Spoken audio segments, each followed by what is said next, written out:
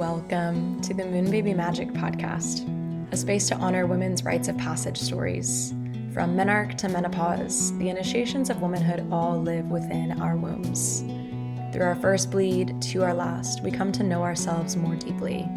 This is a platform to reclaim the sacredness of all of it. I'm your host, Natalie Elliott, birthkeeper and women's coach, specializing in womb wellness and hormonal healing. Ready for slow and sacred storytelling? Let's dive in.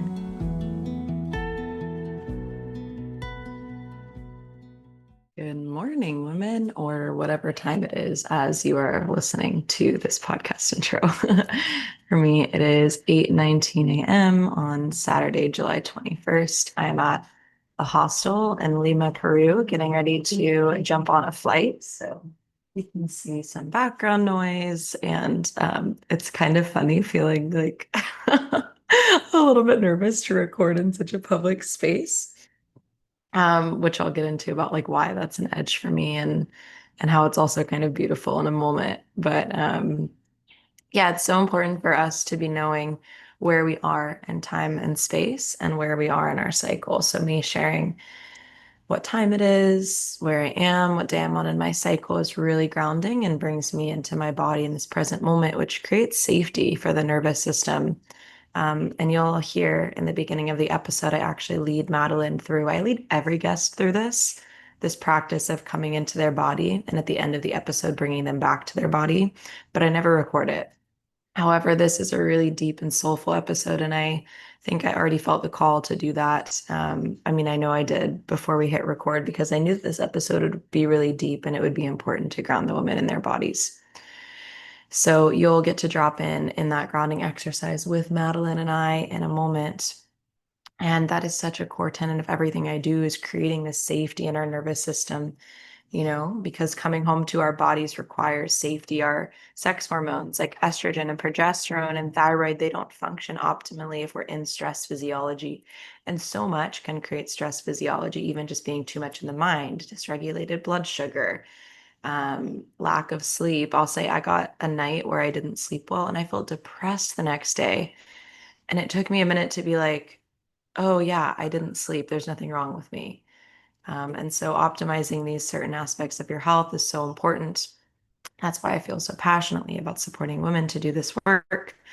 And it's why I'm so grateful for Laura, my partner too, because where I excel in this health cycle related way of living, and can support her and other women in our mentorship in that, Laura really excels in the realm of purpose, reminding women of their power, showing them their power, like talking you through things that you talk yourself out of that are actually serving you.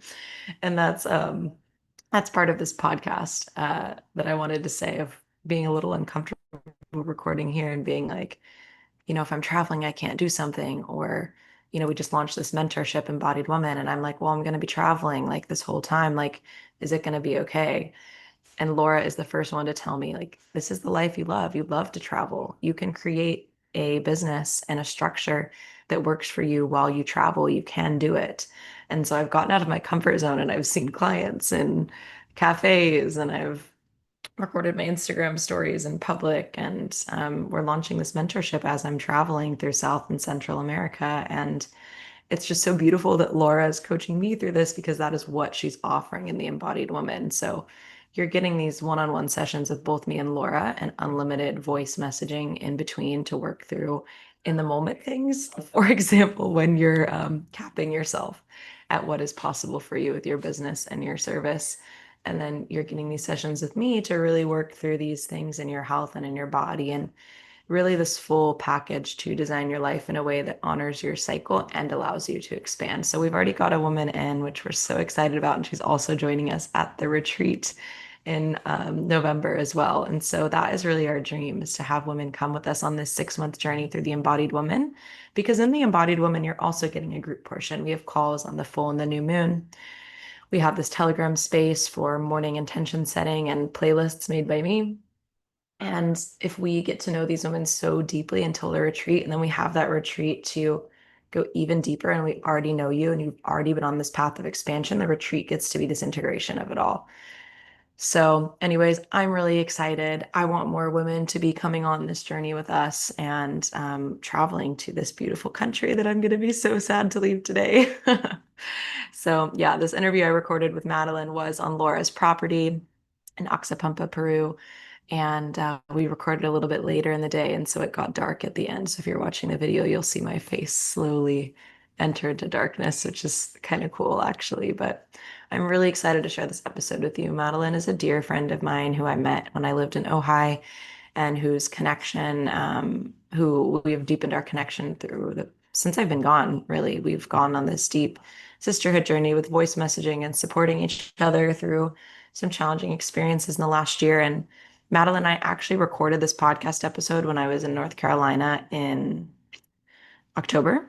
And then her journey took a big turn and so much happened. And I'm so glad that we came back to do a full new episode, which we both felt. We were like, we just need to do it again. And so I'm really excited to be bringing her story to you today. So, today on the podcast, again, we have my dear friend Madeline's deeply transformative story. Madeline shares her initiation into the mysteries of womanhood, from her early excitement about menstruation to navigating her teenage years on birth control and SSRIs. Her journey takes a profound turn as she prepares consciously for conception after years of working in the world of birth, postpartum, and even in CONTRAception, funny story, this one you'll want to hear, and miscarriage and pregnancy release. Guided deeply by her intuition and ancestral connection. She details her intense experience with pregnancy and the heart-wrenching realization of her baby's death. Madeline's narrative continues through her ceremonial preparation for and experience of her early birth, ultimately leading her to a deep integration of grief and profound wisdom. The episode concludes with Madeline embracing her role as a childless mother, offering profound wisdom on life, death, and rites of passage, as well as celebrating the alchemical transformation of her journey. This one has been such a long time coming, and Madeline's way of weaving story will truly transport you. You won't want to miss it. All right, Madeline, welcome to the podcast. I'm so happy you're here. This has been such a long time coming for both of us, and I'm really excited to hear the telling of your story today. Thank you for having me.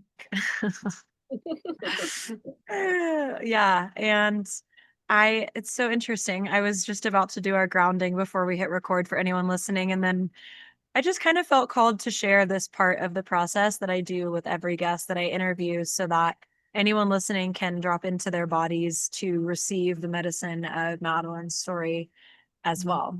So for Madeline and for me and for anyone listening, I invite you to take your eyes away from the screen, whether that means you close them or look at something beautiful in your surroundings. That is up to you.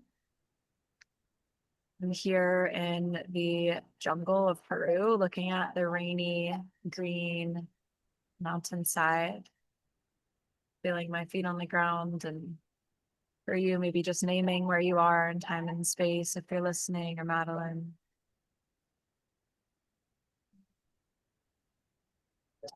From this place of feeling your feet on the ground, knowing where you are in time and space, you can place your hands on your womb or your heart, or perhaps one on each.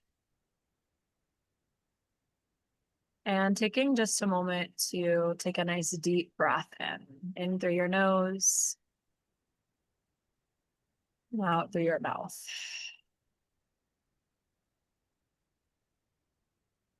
Do two more just like that, breathing in nice and deep. Exhaling, letting that breath go. With your next inhale, taking a deep breath in as if you're gathering the energy from the earth to you. And with your next exhale, with a deep breath out, imagine corridor down into the earth, bringing you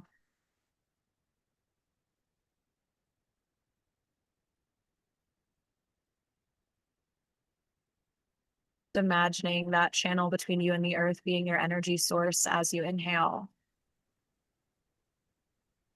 And as you exhale. I'm just sharing a prayer that this time together today is healing, that I can hold beautiful space for Madeline to share her story, and that she may share her story in a way that feels true and healing and powerful for her, for you, Madeline, and that women listening may receive whatever medicine they need to from your beautiful story today, that the ripple effects may move through the women who need this. Just taking one final deep breath in. And exhale, letting that breath go. When you're ready, you can gently begin to come back to our space.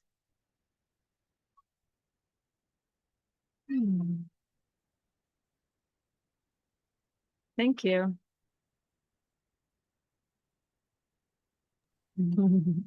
Thank you so much for that. Yeah, it just feels so right that we started that way, because this story that feels like it wants to come through, and this podcast feels big, and it just feels so just in alignment that listeners can be grounded as they receive this story medicine. Yeah. Yeah, I agree. I know. You have a big story to share. Oh, Madeline, I'm so happy you're here. And yeah, like I said at the beginning, this has been such a long time coming.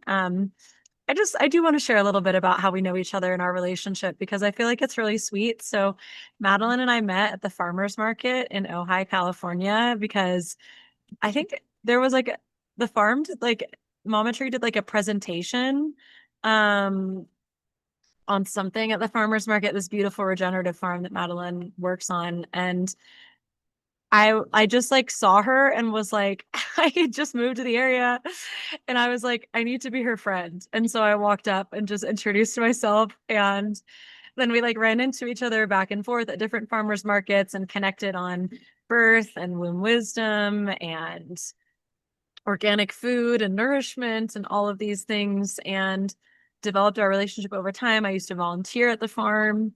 And so we would see each other then. And then I actually moved away.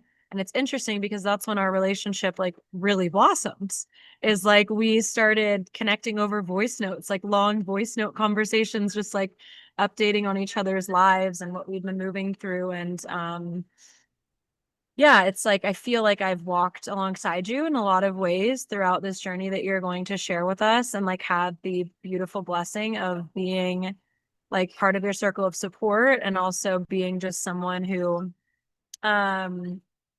yeah, and so it's really exciting to have you here to share your story in its fullness, because I know the medicine of your story, some of it, and I know how inspired I have been by watching you move through the last year of your life. Um, and I'm just really excited for everyone else to get to receive that too. So that being said, the first question I love to ask is if you would like to share where in your cycle you're at and what phase of life you're in. Sweet. I love this question. I've been trying to like ask more of my friends, or like anytime I'm like voice messaging with friends, I'm like, what day of your cycle are you on if you're cycling? Because I'm like, first we should know that as like sister friends and womb friends, because it's going to give like so much more context to the rest of the things that we're going to share. But also I just love like the bigger question of season of life as well too. So I am on day 16 of my cycle. I'm post-ov. I just confirmed ovulation today. And I love like being at the beginning of the luteal phase in this way, because it's like just that it's still like riding the wave of the ovulation energy, but there's like not that like overwhelming intensity of estrogen and like the building of like the follicle rising, just all of that intensity. And like post-op, it's like the roller coaster, it almost feels like, where you're just able to like go down, but it's like not like you're going down out of fear, but it's just like, oh, I can like let my hands go and I can just receive life, which is like receiving is a big energy that I love about the luteal phase. So that's the point of my cycle that I'm in as I'm cycling. And then the season of my life is I am in a really unique expression of motherhood, having been initiated through my first pregnancy and then experiencing that pregnancy end and birthing that pregnancy early. I am in this really potent season of how I have felt to identify as a childless mother. And it just feels so, I feel really expansive being in this stage right now. And it feels really special to be honoring that and like literally saying it out loud and speaking to it. Yeah. Hmm. Hmm.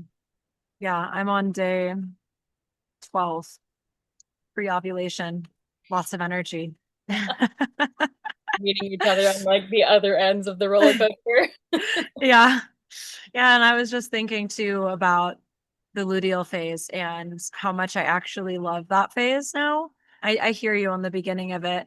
I was thinking about how I used to like get really anxious about the luteal phase before, I mean, from like a physiological standpoint, before I'd really like known how to support that phase and like make sure I have enough progesterone, because progesterone is like so soothing. Progesterone feels so good when you have a healthy amount of it, and the luteal phase just feels like this like breath of fresh air after all the energy of ovulation. So yeah, I think you're in like such a good time to be recording a podcast, because it's like still some of that energy, but not the like, yeah, like strong estrogenic, sometimes anxiety producing feelings. Hmm. Yeah. And I'm so just like in love with the way that you described your phase of life. Um, yeah, I was just sharing before we hit record on this episode, like Madeline has this beautiful haircut. The last time I saw you, you had long hair, and to see you with this like new hairstyle as a representation of the new phase of life you're in, and to also just see like this brightness in your eyes and this like confidence in your voice and groundedness in your being. It's like, yeah, this is a new iteration of who you are in your life right now. And I'm just really in so much reverence for the way that you are claiming that and honoring it for yourself. And you and I have had so many conversations about this, about like that's not like a societally right now recognized blueprint for like moving through a rite of passage and being welcomed back as someone new. And I think also in our culture, we sweep pregnancy loss kind of like under the rug, and we don't recognize a lot of those women as mothers, or we feel awkward about it, like being like, what, like how? And I just love the way that you're walking with this experience and with your initiation into motherhood. And I think it's so important that you're here, because I know so many women would like to do that, but don't feel like they can or don't know how. And I think you're providing such a beautiful blueprint for how to walk in that way. Thanks. Yeah. I'm just like letting that sit in because it feels like a big part of my work and like my life path.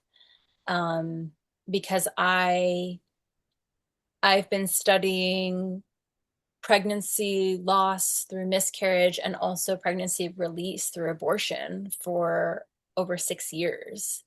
And having supported other women through the process, I, in my mind, kind of had this sense of course, they're a mother after that experience. And I was really humbled by the experience where after I went through it myself, I had this like moment of doubt and uncertainty of whether I was able to receive that and to like claim that title myself. And I actually I wrote a Substack piece about this and I published it on Mother's Day. because it was actually my 3-year-old friend who I was just sharing with about Natalie before we start hitting record, but my 3-year-old friend who I hang out with. We live on the land together, and she's the one who actually like ignited me to really sit with that through her like simple, innocent, childlike questioning, where it must have been like 2 weeks after my birth, 2 or 3 weeks, and we we were hanging out. I was offering some childcare for her mom so her mom could get some work done, and um just like out of the blue, she just looked at me and said, "Are you a mama?" And this like panic took over me because I'm I've studied child development as well. And so there's the wheels that are turning in my brain of like, oh, I like say something that's going to confuse her, and what's her sense of understanding pregnancy and babies that aren't here earth side but are here spirit side. And she actually like claimed my pregnancy before anybody else on the land knew. And so there was also my awareness of like this connection we have and her knowing. And so it was like that moment when you're in an experience and you're having dual awareness. Like I have the voice that's like the child development voice. It's like, don't say anything that will make her confused, or don't put too much pressure on her mom to explain life and death and pregnancy too early. And then there's this voice that was ringing, kind of telling me she knows something. And she's also so close to the veil. She has this understanding. And so I think at the time I responded and I said to her, yeah, in some ways I am, and in some ways I'm not. And that just like kind of made my stomach turn a little bit. I was like, oh, I don't know how I feel about that. And then she just like accepted that answer, and we just went on. Like there wasn't any why or what do you mean by that. It was just like, okay, you said that, and we just keep playing. And then like 10 minutes later, are you a mama? And I just like paused, and I was like, I'm just gonna try saying no. Like, no, not really. Just kind of like am trying these different answers. And she does it like maybe 4 times within the hour that we're in. And again, not from this place of like, you're not giving me the answer that I want as a small child. Like it felt like her as this big soul was kind of like carrying me down. Like, I need to ask you this question so that you can find the answer for yourself. Wow. And that was a really big moment when I really I had like a reckoning, like after she went back with her mom, and I had some space alone, and I like let some tears flow, and I just let that question swim in myself. And I realized, wow, like, why is it so hard for me to embrace this? And it was a really um it was just juicy as a practitioner to experience, to realize like, wow, if I've studied this work and I've done this work and I've helped people embrace that for themselves, and I'm having trouble embracing it, this is like an indication of also like where we're at as a society and as a culture, and where we're at with women's rites of passages as a whole.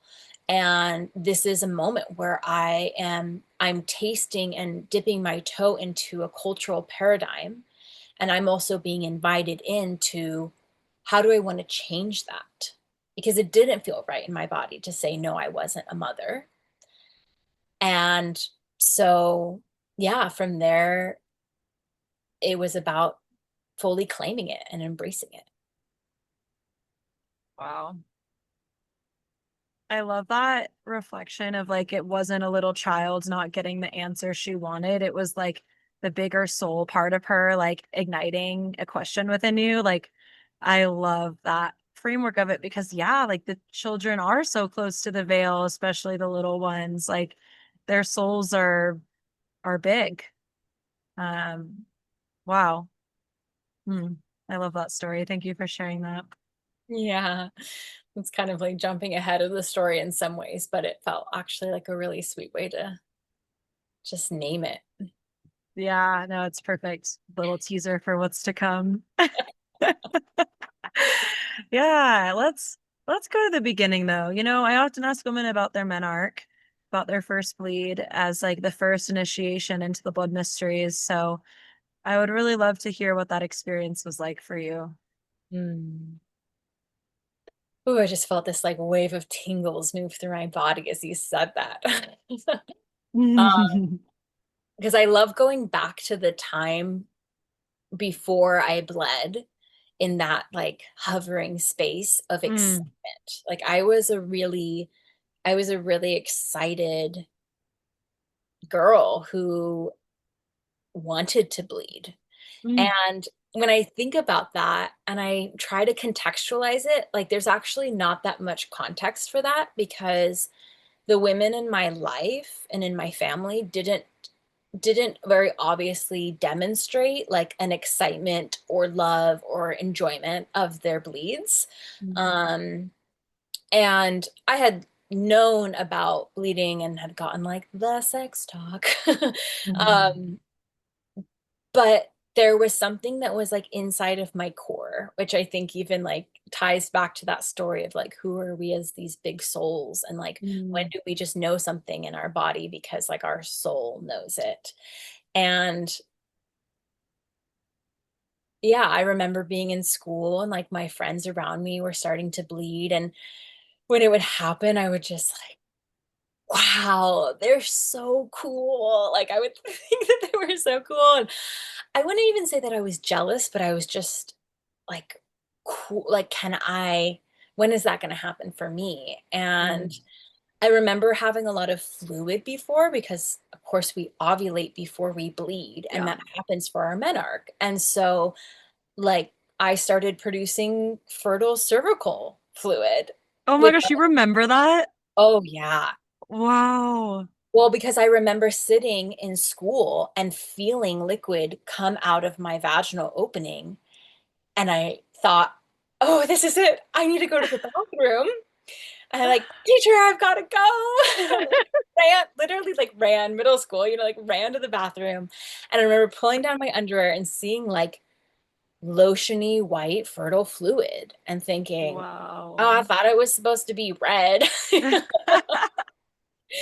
But of course, at that time, not of course, I should say, it's pretty rare in this day and age for many women to know that they're ovulating before or even know what fertile fluid was. Like I didn't know what that was.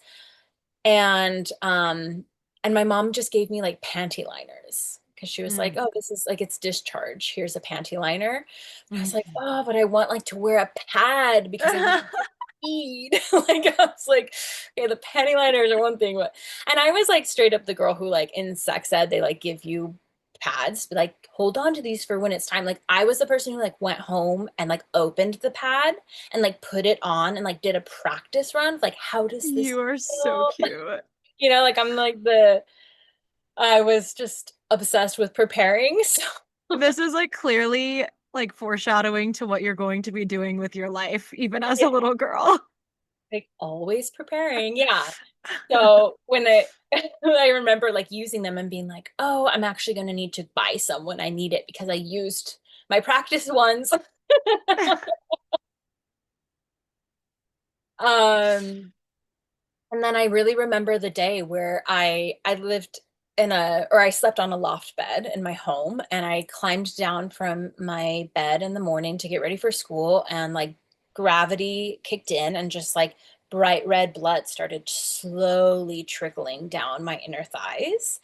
And I still can like remember the sensory experience of like my window being open and the sun shining right in, my room feeling really bright, and looking down at like my bright white thighs and just these drips of bright red blood, Ah, and the excitement just like bubbling inside of my body. And I, mom, and I just like kind of ran out with like this big grin on my face, and I was like, it's really happening. And I wow. remember her looking at me and saying, you really wanted this to happen for a while, right?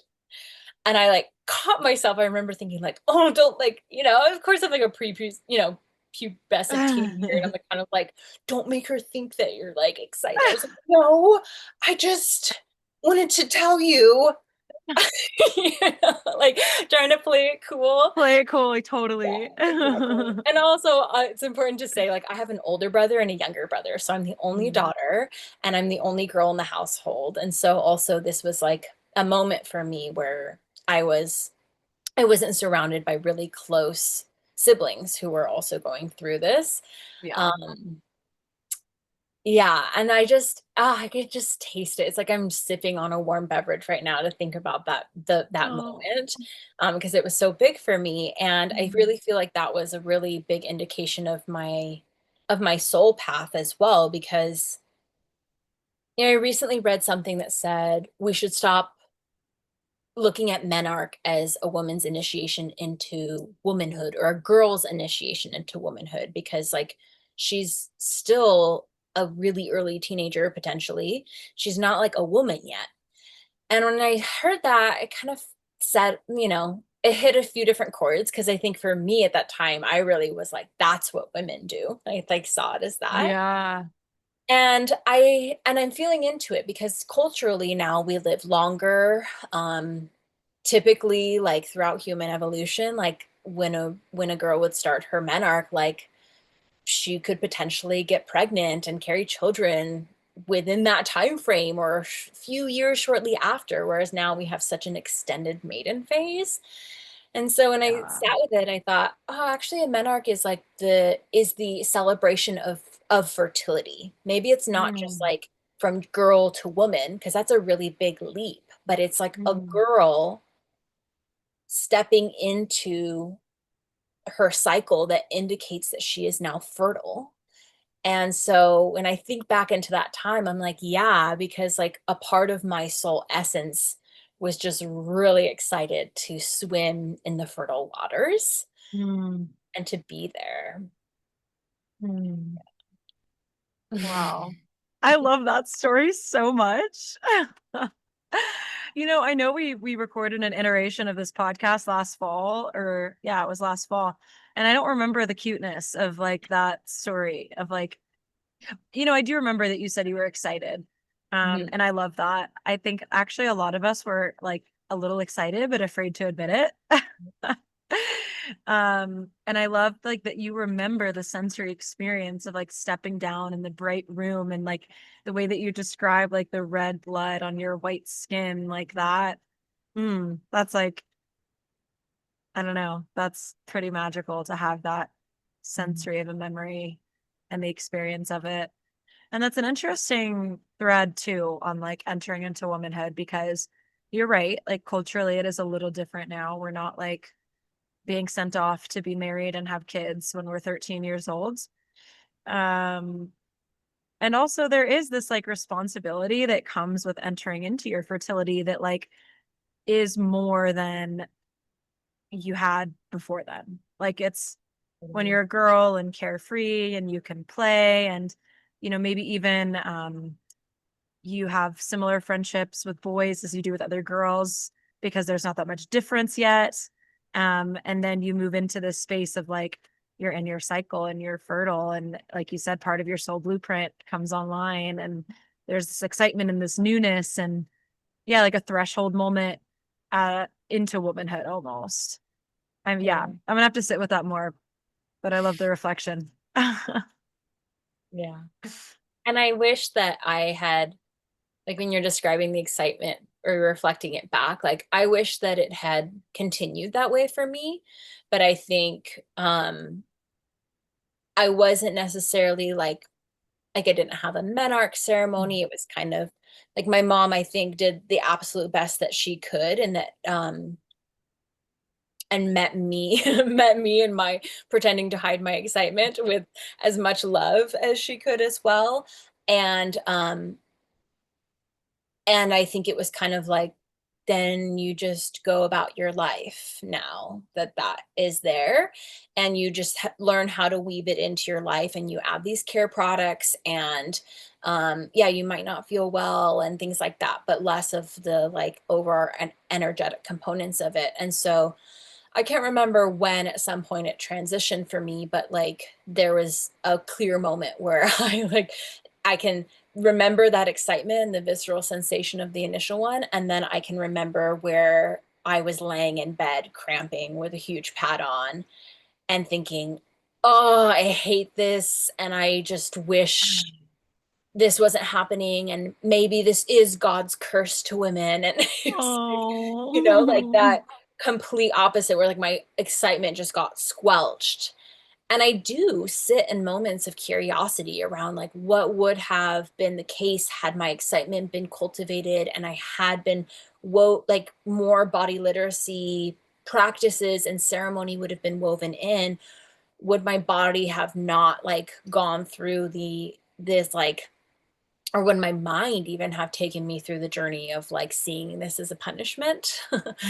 um and even I'm thinking, I'm like, wow, had I like been given like cramp bark, or had I been like sipping red raspberry leaf, like how, you Yeah. know, all those moments. And I have a lot of gratitude because there's many moments in my life trajectory through different stories that and experiences that I've had where I've really tasted like what is the normalcy in the globalized in the expression of women's bodies in the globalized West, and like what these rites of passages are looking like. And I got to really go through them and experience them in that way where they're not honored, so that I could kind of learn what most people are navigating, and I can understand where the needs are and how to support in meeting those needs. Hmm. Yeah. Yeah. I mean, it's like we become the medicine that we needed, right? Like that's like the ultimate process of alchemy is like becoming what we wanted, what we needed, what we desired. And yeah, it's such a beautiful way to understand the challenging experiences of our lives and like utilize them as a path to like fulfillment in this world. And that's like so clearly your purpose now, and has been for some time. And yeah, I think, you know, when we're girls, like we do need that like mirroring back to us of our excitement. And like if we don't get that, it's easy to be like, oh, well, maybe this isn't really actually a big deal and I should not care about it that much. And I think it's too from like, even if you're supported, and many women aren't even supported with like the basic knowledge of what it means to have a cycle. And I say that like because the amount of women I talk to that when I say your menstrual cycle, they think I'm just talking about the days that you're bleeding. It's like, oh no, like you're always on a cycle. Like it never stops. um and so even that is rare. But if you have that, that's beautiful. But then when you get somewhere, like you said, where you're laying in bed, you're bleeding, you're cramping, it's painful. If you don't also have the energetic and spiritual understanding of why, of how beautiful this process is and what it is and how to support yourself and that it doesn't have to be terrible, then it's easy to think that it's a curse. But if you have a like a crampy period and you have this understanding of it's like your body's processing an emotion, or you know how to support yourself with drinking the cramp bark or whatever it is, it's like, oh wow, what a beautiful thing to be a woman and to release and to shed and to feel. And I mean, I know you and I know you probably feel this too, but every time I get to my bleed, and I don't really have like insane cramps unless I'm moving through something really deep in my psyche, but every once in a while I just have what I call like womb sensations. And it's like this sort of like warm, heavy feeling. And maybe in the past I would have thought it was a little uncomfortable, but now I'm like, here's my womb. I get to feel her. And yeah, you know, we don't really get that context. I guess that's what it is, the context to the cycle, which really supports moving through it with love and with reverence. Mm, yeah. Oh, I'm just like swimming in your words. Because I really resonate with that. And with the womb sensation as well, it's like what when you named it that way, what I love about being a woman and cycling is that we are constantly in a conversation between our internal body and external body, because Mm. literally like our our fluids are communicating to us, our the way that our breast tenderness is communicating, our sense of smell, like there's so many internal systems that are happening throughout the cycle that like end up expressing outwards. And so we as women have this capacity to like literally have proprioception for like those internal sensations and the external sensations. And if we're taught that like that's a gift and that like we walk between worlds in that way, yeah, then maybe it would seem a little bit more fascinating and exciting and reverential. Totally. Yeah. As girls, we need to know the magic because that's exciting as girls, like the magic part of the cycle. Mm. So I'm, yeah, that's why I always am like, I really want little, not little, but like the coming of age girls to listen to this podcast. I need them to try to get it in front of them more often. Um, yeah, I'm curious to, like you said, it wasn't necessarily mirrored back to you. Um, what were those like teenage years like for you moving through your cycle? Were you on birth control? Yeah, what was that like? Yeah, I was pretty quickly, I think within 2 years of starting my bleed, I was prescribed hormonal contraceptive pills by like my family physician, and I remember my mom being, again, I'm like, I can pull up the whole moment. Like I remember the room had no windows. Oh God. I remember my mom being there, and I remember them asking me so many times, like, are you having sex? Are you having sex?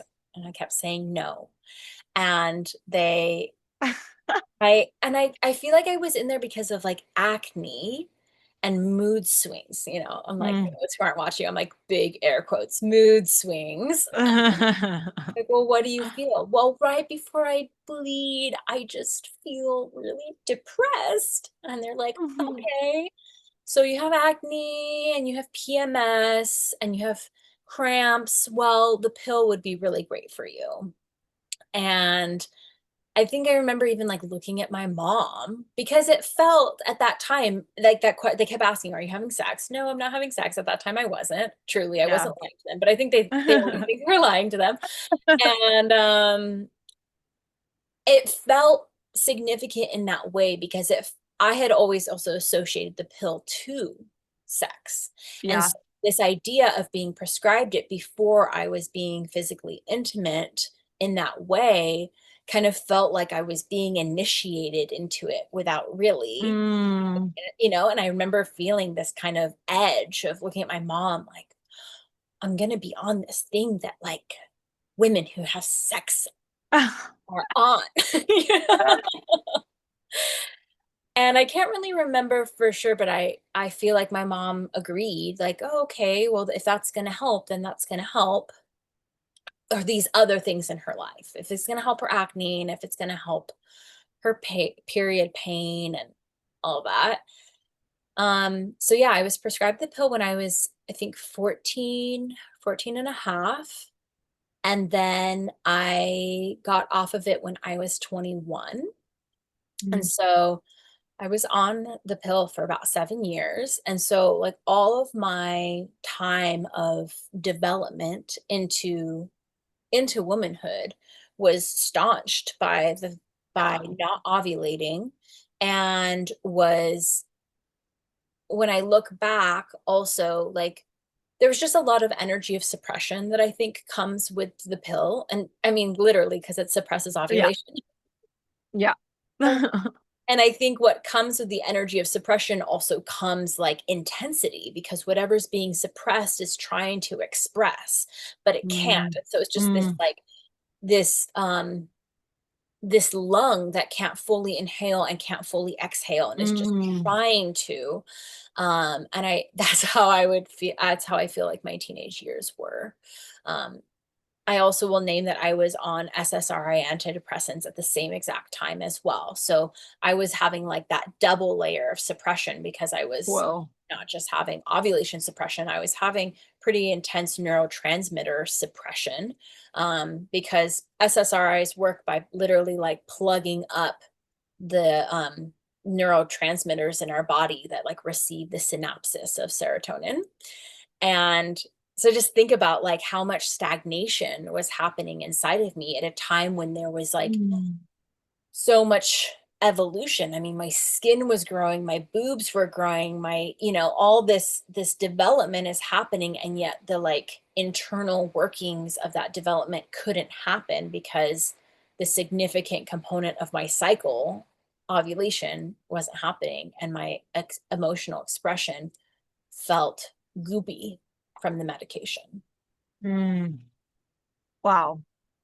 And that's like on top of an already, like in our teenage years. And you said 14 to 21. Was that the years that you said? That's Mhm. so interesting too.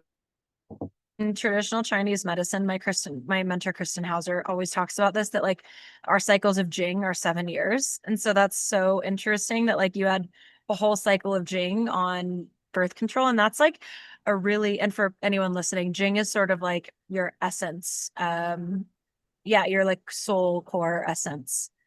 And so it's like a really important part of us. And we know that hormonal contraceptives does suppress Jing.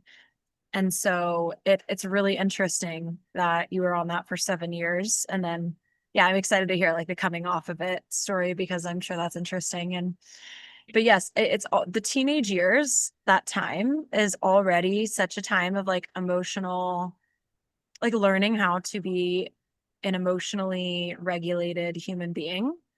And it's really hard to be an emotionally regulated human being in those years. Like, yeah, I'm sure we can all relate to that, like those crazy teenage outbursts and taking things really personally and not being able to handle hard things. And so when you have these really important parts of yourself needing to develop and they're being suppressed, I can imagine that made it even more difficult.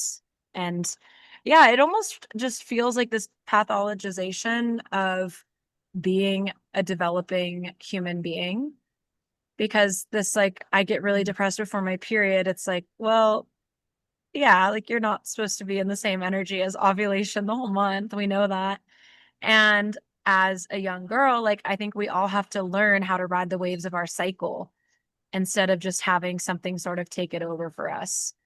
Um, yeah, so I'm curious, like, how did you decide to not do that anymore?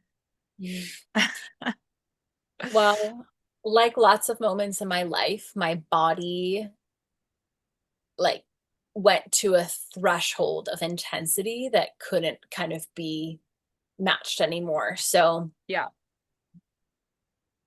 I also just want to name too, as you're saying that, I'm like, I also was vegan during that time, of course. Like, here's the like narrative of most of the women in the globalized West right now is like, Yeah. contraceptive pills or devices and vegan. Yep. Like, That was like most of our developing years. yeah, I'm sure like probably 99% of the people on your podcast. Yeah. Um, so I'm also thinking about that in terms of like my bone density being compromised from the pill, and then my brain health being compromised, and then not being able to receive the right amount of fats and minerals and nutrients, like at a time when it was literally our bone density is developing up until that point. And so, Yeah. yeah, I'm like naming that. I'm like, oh, I just feel frustrated because I've spent the last 12 years working to like rebuild that, and yet at the same time, Yeah. like you said, it's like Jing can't actually be technically built.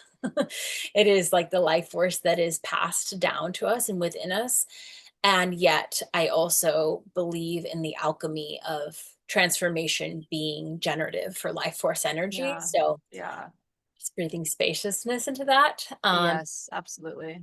But I think because of the veganism, because of the SSRIs, because of the pill, I experienced a lot of microbiome issues, and I was constantly fluctuating between having bacterial vaginosis and yeast infections.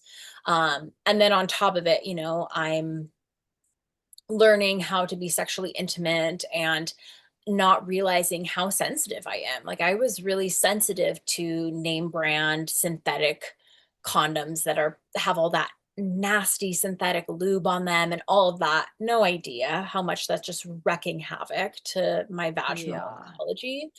Um, so when I graduated college, I had one of the most intense yeast infections of my life, and I literally pulled out like a glob of yeast. Like, it was like a creature. Whoa. And I remember just like so much burning and so much sensation, and I was in the shower and I thought like, let me just like wipe some of this away. And I like reached into my vaginal canal and like swept my fingers, and on my finger was just this like yeast creature. I like kind of gasped, and I remember thinking something's got to change. And so it's in college on the East Coast. I moved back to LA and I started researching candida cleanses. And everything that I looked up was like, yeah, cut sugars out, cut grains out, take diatomaceous earth to flush it out and bind. And then everything would say, get off of contraceptive pills. And I remember this, like, I can again go back to the sensory experience of reading that and being like, nope.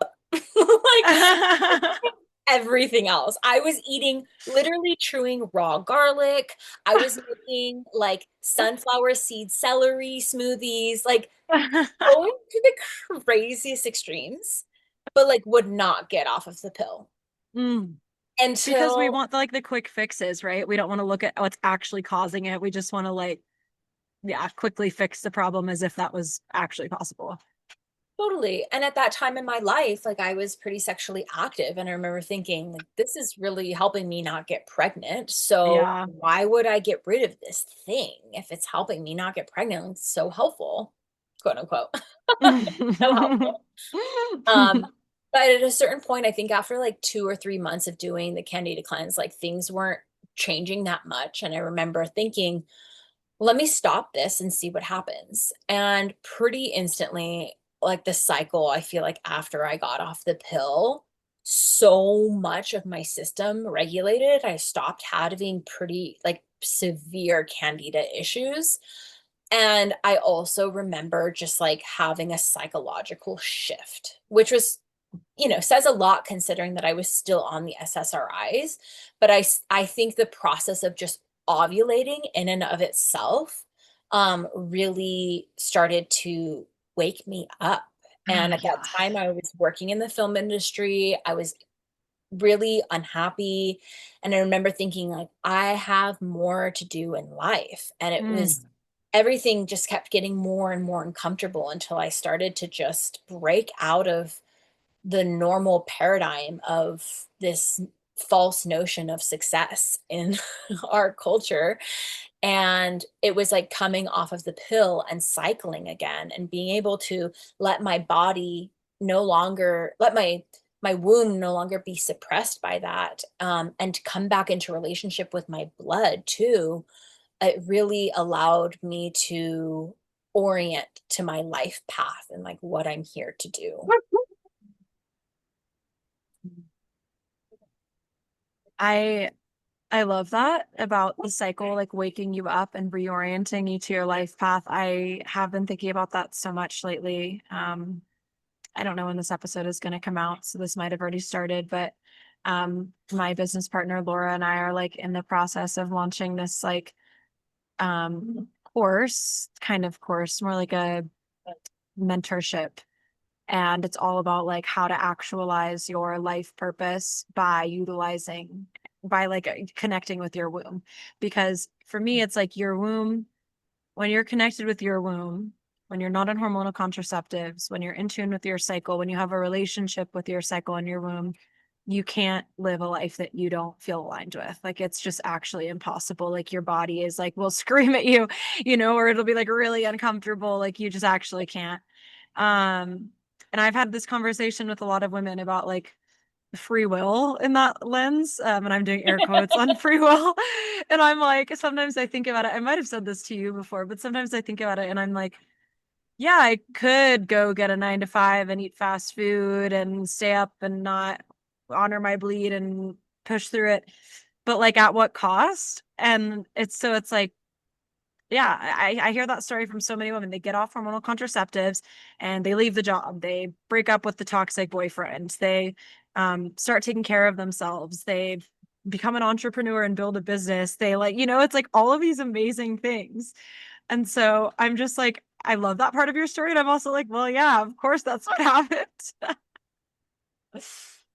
Totally. And I'm so Yeah. grateful. I'm so grateful for the discomfort and the the being and frequency that is Candida that was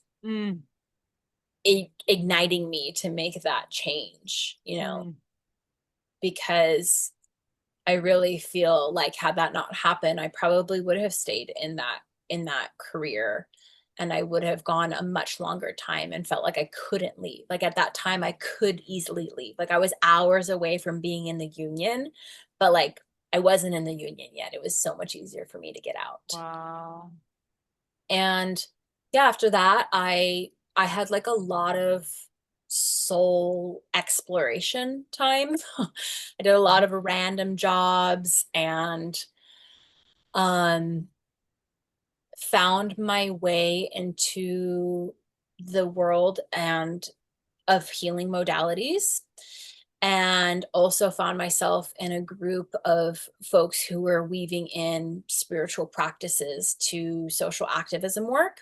And it just really started to feel myself come alive. And one of my friends in that circle, Shira, was really comfortable with her bleed.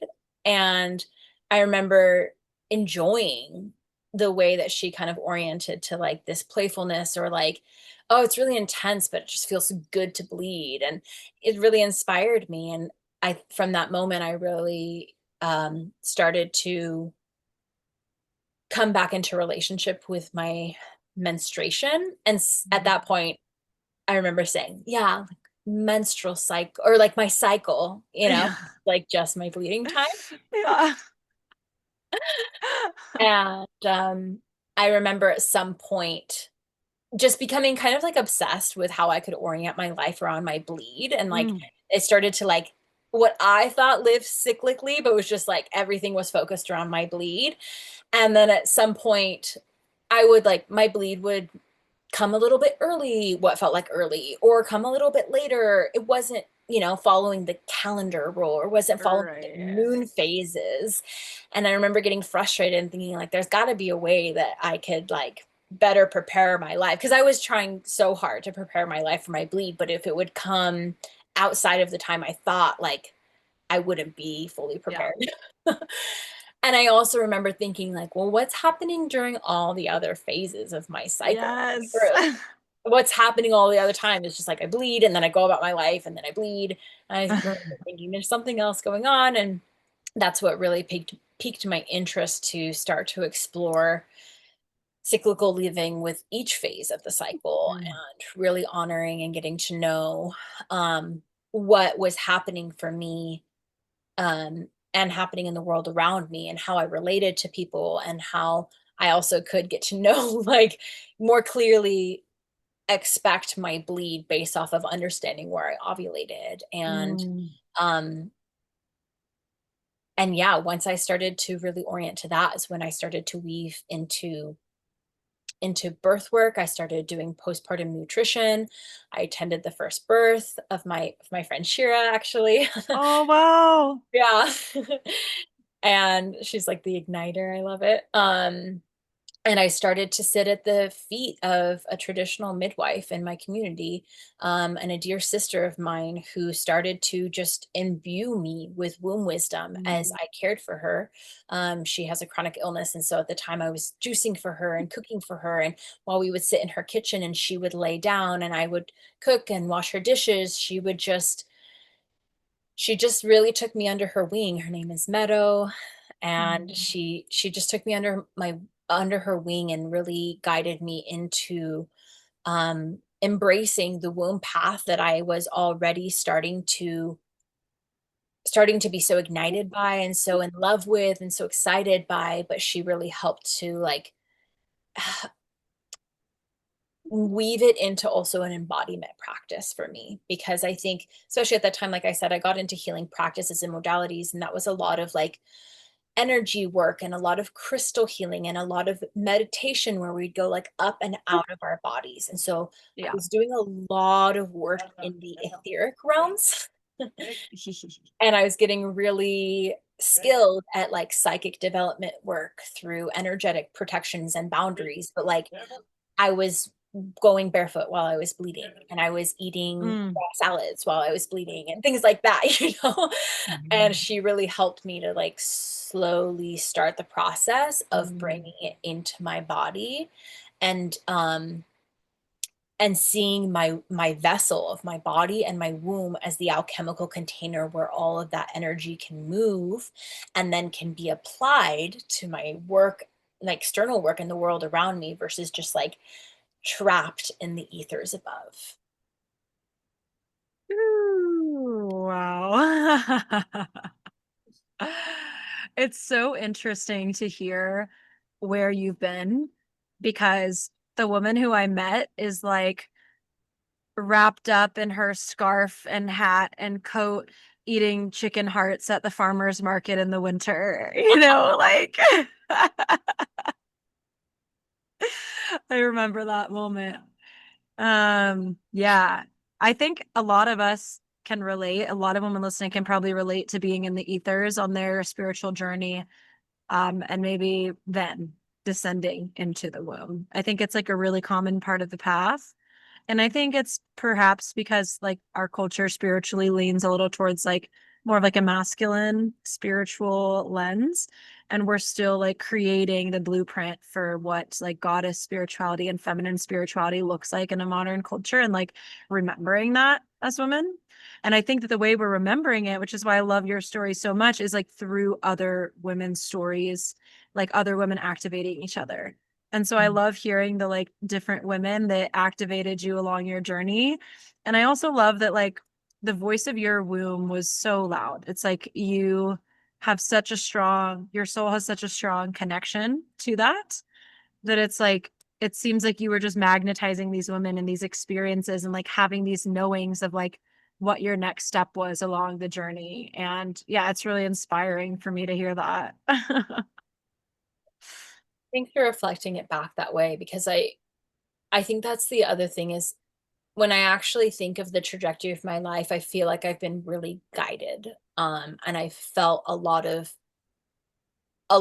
guidance with the people, literal people in my life, but I've also felt like the presence of my ancestors. I felt the loving presence of also like what I call like soul family. So there's like Mm, family, cell lineage and soul lineage. yes. Um and especially once I went off of the pill is when it felt like that became Mm, even more accessible. And I felt like I was able to recognize the guidance that was there and then invite it in and lean into it more.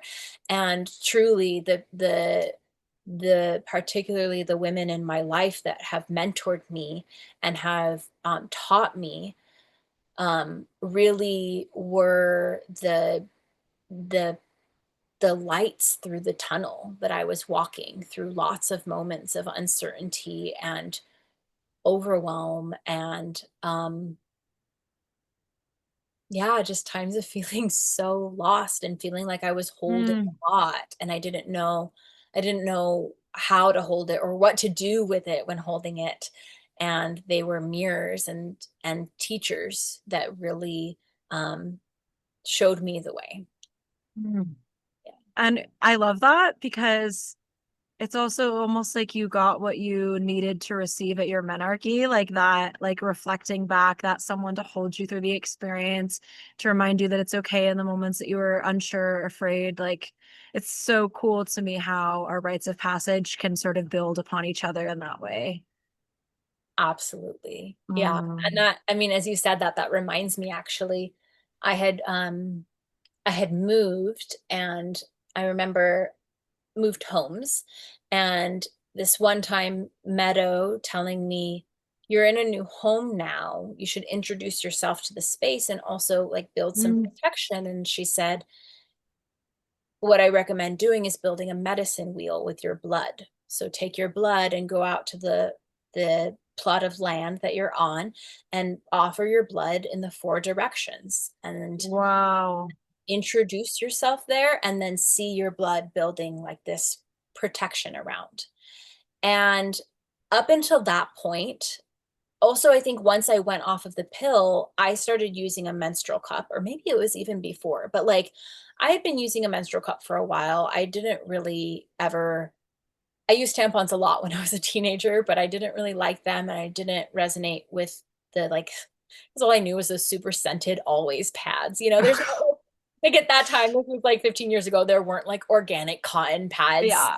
or Yeah. disposable ones at that time that you could easily access. And so I used a menstrual cup for a long time, and I like I feel sad every time I think about this, to be honest, because like I used to just take my cup and just straight up dump all my blood down the toilet and just flush it. Mm. And I'm like, oh my God, all of my magical potion just in septic tanks. You're blessing up those septic tanks. Someone's got to.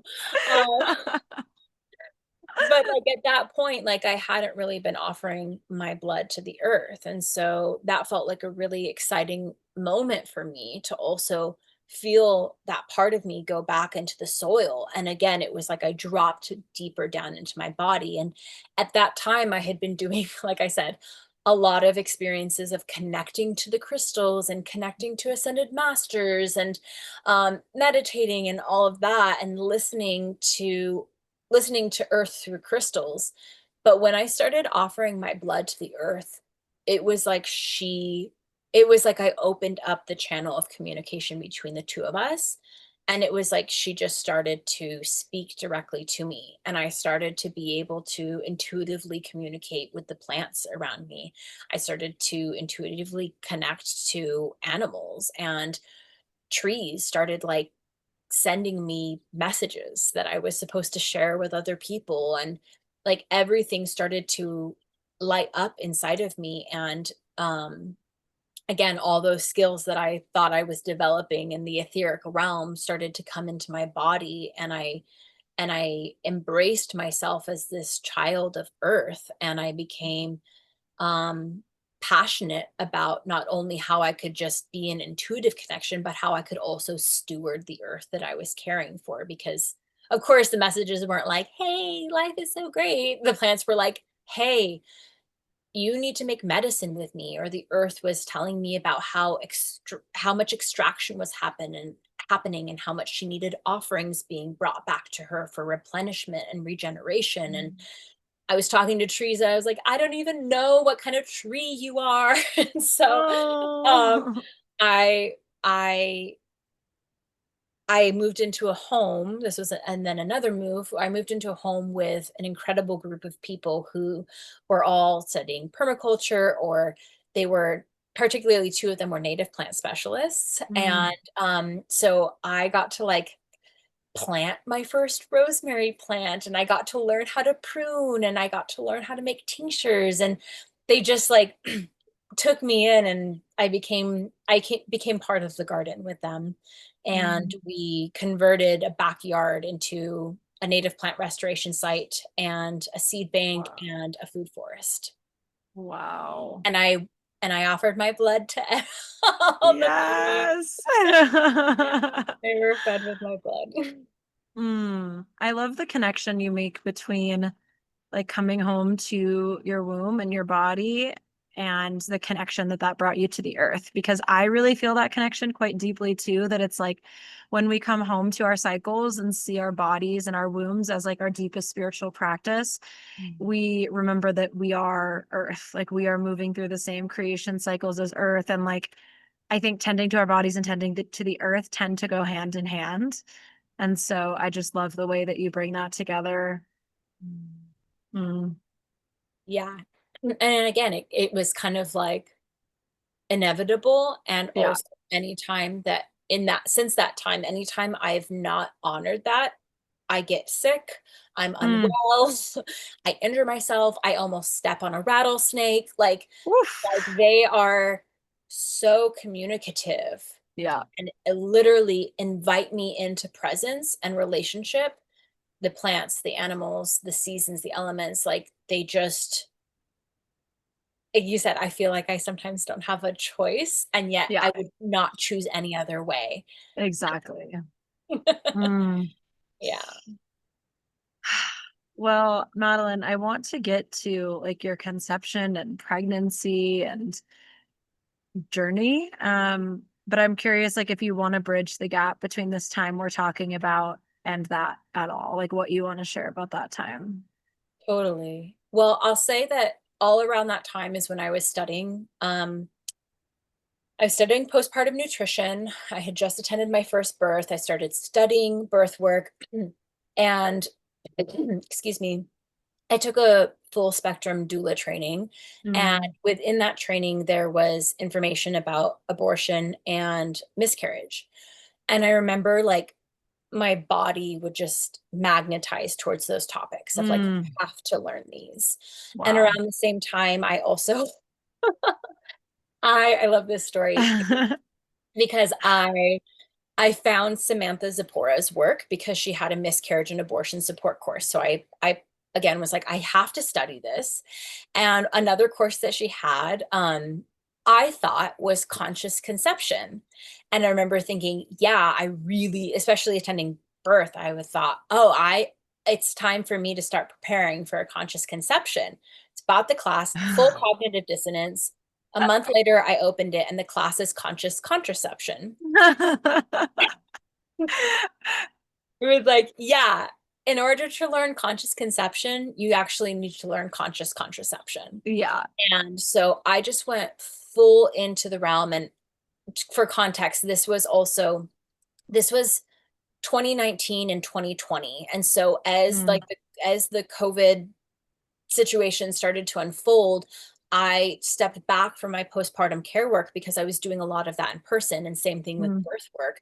And so yeah. I went deep into studying and really went full-fledged into studying fertility awareness through the symptothermal method and how to practice cycle awareness and cycle tracking to consciously not get pregnant. And then if a pregnancy did unfold, how to move through an intentional pregnancy release. Mm, But every time, like I thought that's what I wanted to study, and every time I would do that, miscarriage would just constantly come up. And so I remember thinking, wow. okay, I just need to like study this. And there would be moments where it was like I literally heard a voice like, you have to study this. And I thought, yeah, okay, like miscarriage is an important component of supporting women. And as a practitioner, it felt important to have that under my in my toolkit per se. Um, and so gosh, I'm like, that's important context to weave into this. But then I'm like, how Yes. do I go from here? So around that time as well, like I said, I was passionate about studying conscious conception.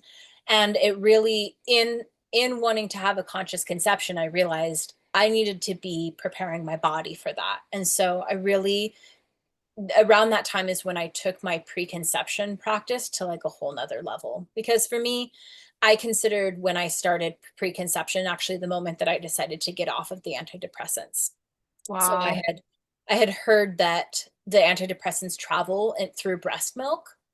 And I remember hearing that and immediately like that's when I actually marked like the maiden to mother awareness transition for me because it completely um shifted my awareness beyond like this is something that I'm dealing with, this is something I need to get off of for me. It was like I need to stop taking this medication because it's going to have an impact on the future generation. And so I had already started that level of awareness. But then when I really was like, I want a conscious conception, but like, so then what happens in between is preparation. And so I really, in studying fertility awareness too, it was like, how could I be in the alchemical container that is preconception and what are the things that are needed to prepare the body, both the woman and the man for pregnancy. But there was always this like lingering voice of like, you need to study miscarriage, you need to study miscarriage. And yeah, for a while, at some point, I started to pay attention to that thread. I was like, yes, I know this is important for me as a practitioner, but like, why is this so predominant? And I remember hearing this voice that said, like, yeah, because you're going to experience a miscarriage. You're going to get pregnant. Whoa. And I heard that voice, and I remember thinking, I can make that not happen. And as I say it now, like I can just feel the I'm speaking to an old version of myself that thought I had control over my prophecies and or what was being shown to me, what was being communicated. And so I kind of took that as like what would you say? Like I took it as a challenge. Like, Wow. okay, I'm gonna make myself not have a miscarriage because I know all the things that need to happen so that that doesn't happen. So I was like eating organ meats every day. I'm like moxa bustion, yoni steaming, castor packs. Like I am fully, completely, my business name is Tending to the Womb. I was Yeah. living and breathing, tending to my womb as Yeah. well. And even I study pre and perinatal somatic psychology, and which is the framework of a healing modality and a therapy that focuses on our experience of being conceived, our experience of being born, and how that lays the foundation for how we relate to the world. And in exploring that, there would often be these themes that would come up of like, if a child is conceived after a miscarriage, or if a child is a child of a woman that has had multiple miscarriages, these are the imprints that can happen on that child. And I remember hearing often that my mom had multiple miscarriages. And at that moment, I also realized the first birth I actually attended was my aunt's miscarriage when I was 11 years old. Wow. My aunt miscarried and hemorrhaged in the black bathroom, and she called out for me, and I was the one that called the paramedics to come and save her Wow. from overly bleeding. And so slowly but surely, this like kind of tapestry started to show itself around the womb lineage in so many ways. I started to learn that my my great grandmother's first child died, and I started to learn more about my mom's miscarriages. And it started to present. But of course it presented as like, this is the lineage that you have, and so you need to do this work to differentiate from it so that it doesn't perpetuate through me. Mm. And so I would do a lot of like, that is their story, that happened to them, this is my story, I'm going to consciously conceive. You don't miscarry when you consciously conceive, like when you do it right, you know. Mm. Or so I thought. And Yeah. so yeah,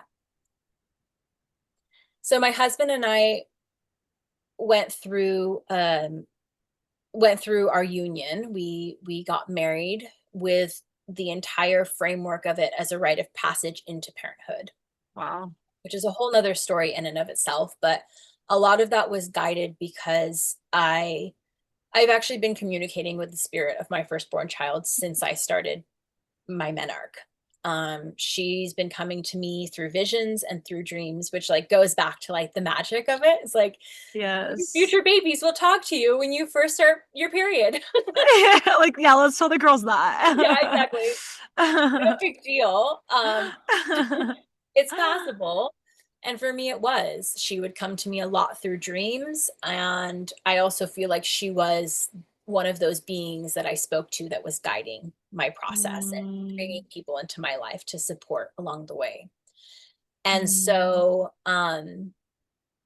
at some point, when my partner at the time, before we became husband and wife in that capacity, I remember feeling her presence and thinking, okay, like all this preconception work, it's time to call her forth. And she came to me one day in a vision and showed me this union ceremony.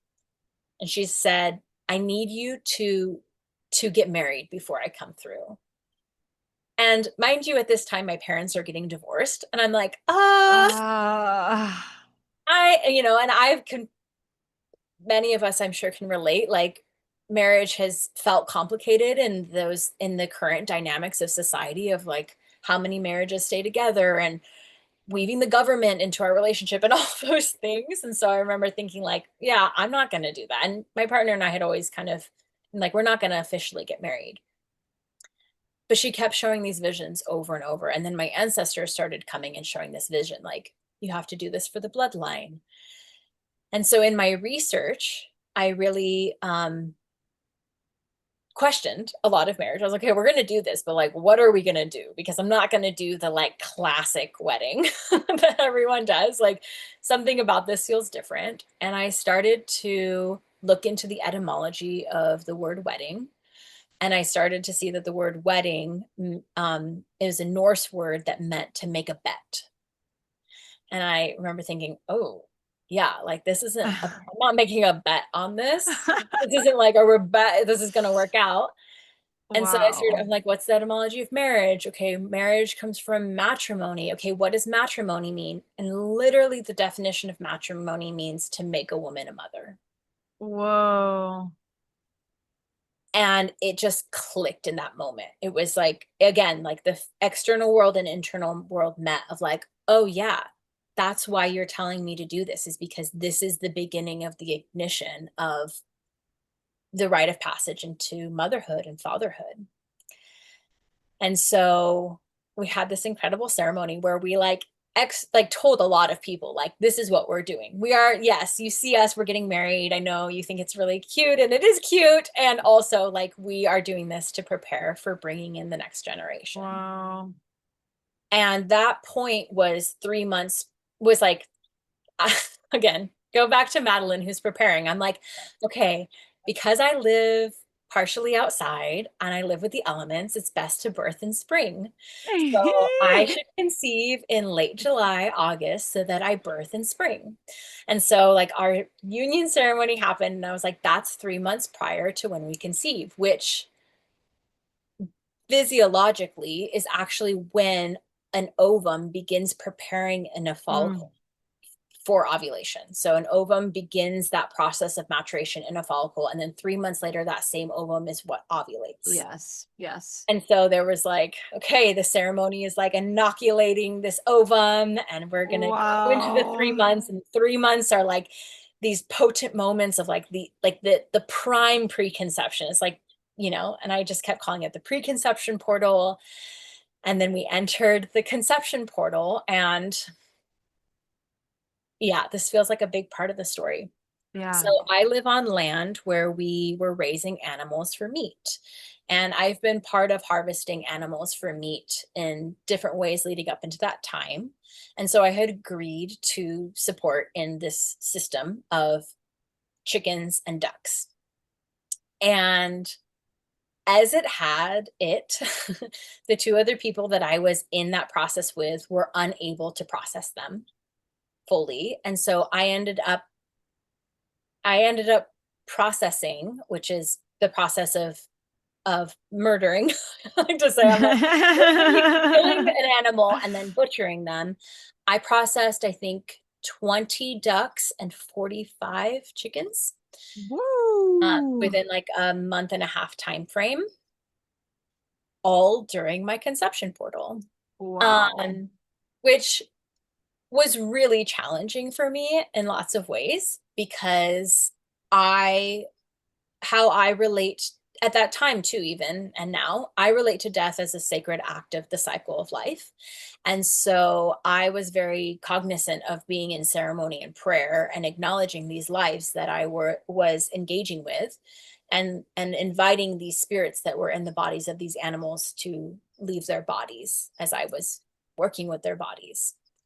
And I remember this one morning where I was acknowledging that this spirit was leaving this body, but I myself was in a time of inviting a spirit into my body. And I remember just feeling like not even the spectrum, because it's not even like one end to one end, but like the cycle of it in so many ways, and the cycle of honoring the process of incarnation and the process of decarnation, of leaving. And yeah, the day that I processed the last duck is when I experienced implantation. And I know that because I track my cycle. So I knew when I conceived, I saw in my temperatures when implantation happened, because they started to rise a bit more. And then my blood didn't come, and I had received a pregnancy. And after so many years of preparing, it was a really confusing experience for me, to be honest, because it was not really how I wanted it to go. Like, yes, it was this, my husband and I had held like ceremony for a conscious conception, but like I was killing all these ducks during the day. And I remember thinking like, I'm in this conception portal, but I'm in this death portal. And they just felt like right next to each other. And I remember crying to my friend, and I said something like, maybe I'm not pregnant. She's like, well, what day of your luteal phase are you on? I was like, 18. And she was like, Madeline, like, you were definitely pregnant. Like, what is, you know, that of all people, like an 18-day luteal phase is, That's not, yeah. it's not a luteal phase, it's a pregnancy. It's a pregnancy. And I remember saying to her, I think I'm in denial because this isn't how I wanted to go. And like my control freak is dying. Like my control freak is freaking out. Yes. But I had this moment, I think the next day, where this song came on. And it's actually like an Ingrid Michaelson song called The Way You Are or something. Yes, I know that song. Thanks. Which like I hadn't listened to in like, I don't know, 15 years, you know, like such a song of my teenage times. Yes. And I'm hearing the song, and the song is saying like, but I'll just like love you the way that you are. And I started, all of a sudden I just felt my daughter, and she was like, I love you. And I came through because I know what I'm doing. And like, you're a badass. Like, you're like, of course, I came through when you were doing this ancestral skill of processing animals. And like, that's what I'm going to want to learn from you anyways. So I just love you as you are. And it really, yeah, it really softened a lot of the, it softened a lot of the desire for it to be another way, and helped me to embrace what it was. And from that moment, it was it was like the light was switched, and I was like, oh my gosh, it's happening. Like this thing that I have literally been preparing for so long, and something that I have been envisioning and theorizing and helping other people through, like it's actually happening to me. And I got to like just like crack my heart wide open and be like, fuck yeah, like I'm doing it. Like I'm pregnant. And I like went to the creek, and I remember I got naked in the creek, and I just started singing these songs. I was like, these are the songs I've been preparing to sing to my baby. Like I'm going to sing to you now while you're in the womb. And I took this video of myself and have this incredible video of me just like swimming like in the womb waters. And I remember feeling the sensation of like, I'm in the water and you're in the water, and I'm going to bring you here strapped on my back, and we're going to dip in these waters together. And I'm going to tell you of the times of when you were in my womb and we were at these waters together. And it was just this like absolutely profound opening, where especially as someone who has done a lot of work to like feel other people's energies, or I'm just sensitive, so I feel things. It was like I started to recognize on a whole nother level what it was like to feel energy, because when there's another being inside of the body, there's a whole nother sensory awareness. And it was like, not only there was my intuition that was stronger, but she was communicating. Like she would say, it's time to go for a walk. And I remember thinking like, okay, yeah, I could go for a walk. Like, do I want to go for a walk? I was like, yeah, I could go for a walk, but like she wanted to go for a walk. So we're going to go for a walk. And it really like, yeah, it really shifted my awareness around what it means to like experience a body forming in, and like a spirit jump, like descending into a full-fledged body. Yeah. And yeah, it was just magical. And every morning I would do a meditation where I would connect into the earth, I would connect into my body, and then I would connect with my baby, and I would ask her what she wanted for the day. I would invite in that connection, that communication. And one morning I woke up and I was going to milk our goats. And so it was really early. And I remember feeling a little rushed on time because I had to get down to the barn at a certain time. And I was doing the meditation. And then all of a sudden, I invited in connection to her, and it was flat, like it was quiet. Mm. And I remember kind of pausing and, hey, like, are you there? And then I thought, oh, it's just because I'm not in the right space. Like I didn't really connect in before. And there was this pause, and it was like time stood still. And then I just heard, your baby's dead. Whoa. Just like this statement. And again, it was just like this Wow. hovering pause. And I remember thinking, what was that? And then it was like, okay, I need to go milk the goat. Like like what just happened? But like, I think I need to leave. And I kind of just like got dressed really fast, and I'm walking down to the barn. And I remember thinking like, wow, that was really like a very clear voice, but is that true? And then I started milking the goats, and I was so nauseous at that point too. Like nausea had just started Mm. to kick in, and it was like the male goat was just like radiating all his pheromones, and he was like making his noise, and the goats were kicking, and it was like sensory overload. And I remember thinking like, there's no way my baby can be dead because I'm so pregnant right now. Like I'm about to puke. I can barely milk these goats because I'm so exhausted. Like I was like, what a crazy thought. Like, of course I'm pregnant, you know? Yeah. And so I left that, and I remember I recorded a voice message to one of my friends being like, hey, I just had like this crazy thing happen during my morning meditation, but don't know what that's about. I'll like sit with it. So, in my sitting with it, I remembered all that work that I had done to differentiate with my family's miscarriages. And I remember Mm. thinking, oh, this is the imprint. This is the fear of my ancestors arising that my firstborn child is going to die, that I'm going to have a miscarriage just like my mom. Like, it was just like, oh, yes, of course that's what's happening. And then also I'm a practitioner. So my practitioner brain Mm. comes in. Oh, yes, I know 1 in 4 pregnancies result in Mm. miscarriage. Oh, I've supported multiple women through miscarriages. Of course my practitioner brain is going there because I know it can happen, you know? Yeah. Yeah. And so I just give myself space to breathe through it. And at that point, I did not feel called to have an ultrasound. Like it just was really clear. And I remember this one time telling my husband, like, I just know how dangerous ultrasounds can be to developing embryos. And he was like, well, what's more dangerous? Like you having this fear and this anxiety, or the ultrasound? And Mm. that felt like a really potent reflection back. And I remember thinking, well, I can at least like meet this fear. And so, being who I am, I just explored different modalities to meet it.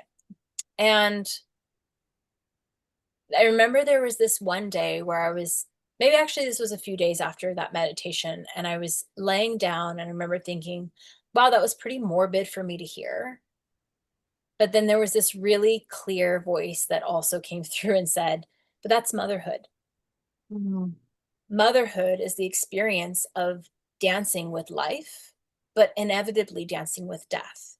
Because Mm. whether my baby died then during development, whether my baby died at 24 weeks, whether my baby died during birth, or as a 1-year-old that stepped on a rattlesnake, or as a 25-year-old who got in a car accident, or as an 85-year-old woman that naturally died in her sleep, every mother will experience their child dying. And like that's what it is to be a vessel for life, is that you are inevitably a vessel for death. And that's Mm. not like one is better than the other. It's just part of the life cycle. Mm. And that really settled me. Wow. And helped me to like orient to how I wanted to go about it, which for me was like, I want to go about it through ceremony. And I knew a traditional midwife that was in town, and she was offering some sobaras, which are massages. Yeah. And I presented to her. I was like, I'm having this fear that my baby is dead, but I feel like it's my ancestral memories coming up. Can you help me with that? And I remember her setting space and then hovering her hands over my womb. And she said, I feel life in your womb. There is a heartbeat. And immediately I'm like, oh, thank goddess. Like, yes, thank you. Like, this is all in my head, right? There is life. And at that point, I would have been like 10 weeks. I was 10 weeks pregnant. I remember thinking, like, oh, yeah, thank you. And at some point during the process, she's working with me. And she said something like, you have so many brothers and sisters. And all of a sudden, this grief arose in my body for like all of my mom's pregnancies that didn't go Whoa. forward. And I started to sob. And she just held me as I sobbed, because I felt so much grief for them, because I knew them. It was like all these people that I knew. And she said, what do you need? And I said, I need you to sing a song for them. They never got to be carried home. They never got the moment of recognizing that their soul was leaving their body and they need a reverential death. So she sang a song as I cried, and I visualized all of them being walked home to the spirit realm and like being free. And I felt this like capacity within myself, like an innate gift, like a soul gift that I have to do that, to like help usher spirits home. And that I was so holding a lot of the pain and the grief because that hadn't been done for them. Ooh. And I thought that was hot. Oh, go ahead. I just noticed myself like take a deep breath when you said that, like that, singing a song to let them go home. That just feels like a remembering that is something that we do. And I'm always in awe of your connection to the ancestral ways. And that's, yeah, beautiful. Thank you. I think I hadn't fully realized it until that moment as well, too. And because it was just so clear, like, you need to sing to them. And I remember thinking, like, she's doing other things. Like, she shouldn't have to pause and sing. And she was like, absolutely, let's sing. Amazing. It was just like comes forth. So I thought that like that had tended to a lot of it at that point. And I remember thinking like, whew, I got through that. And this was also around like the Samhain portal. Like there was so much, the veils were so thin, and also just like the darkness. Like that is like November is the darkest time of the year in the Northern Hemisphere. And so it's just like the days were getting shorter, and the pregnancy was becoming more intense. Like my capacity to find food that didn't make me want to upchuck was limited. I was feeling exhausted. I was just feeling very pregnant. Yeah. While also this feeling was hovering. And at some point it started to just get louder and louder and louder. And I remember crying to one of my friends saying like, wow, I really did not think that my first pregnancy would be so plagued with so much death. And I really didn't think that I would have to do so much labor every day to like differentiate with my baby. Like, hey, baby, I'm having these feelings that are arising, and I just want to let you know that they are not yours. This is the ancestral tapestry I'm working with. It's not yours. Like every day, every day. And I remember thinking like, I am tired of doing this. Like I should just be able to enjoy my pregnancy. I should just be able to acknowledge my growing, developing baby. And then at some point I had like this experience with someone, a friend in town, and she like offered me a car seat. And I remember standing there at the grocery store with her. She was like, hey, I have a newborn car seat. Like, do you want it? And like literally the first thing that pops in my head is like, hearing my own voice say, no, thanks, my baby's dead. I don't need it. And I'm Whoa. standing there looking at her, and this is in my head. And I'm just like silent looking at her. And she's kind of wondering, hey, like, do you want it? And I just like put on a smile. I'm like, sure, I'll pick it up tomorrow. And I was like, gotta go. And I sit in my car and I cry. And I remember thinking, like, I'm at my capacity. This is too much. But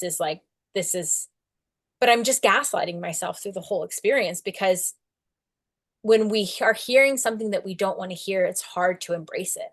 I didn't want that to happen. And I had, like I said, done so much work to not make it happen. I kept thinking, this could not be happening. Like, I had a conscious conception. Come on.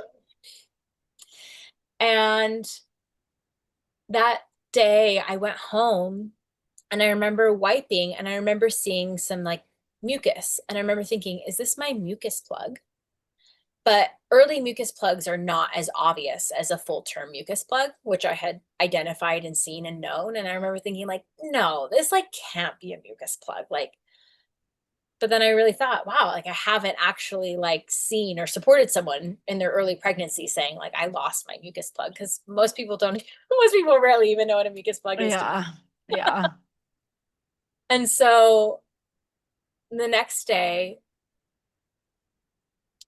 I went to sleep and I had this dream of my daughter where I was holding her and I was looking into her eyes and she was just so present with me.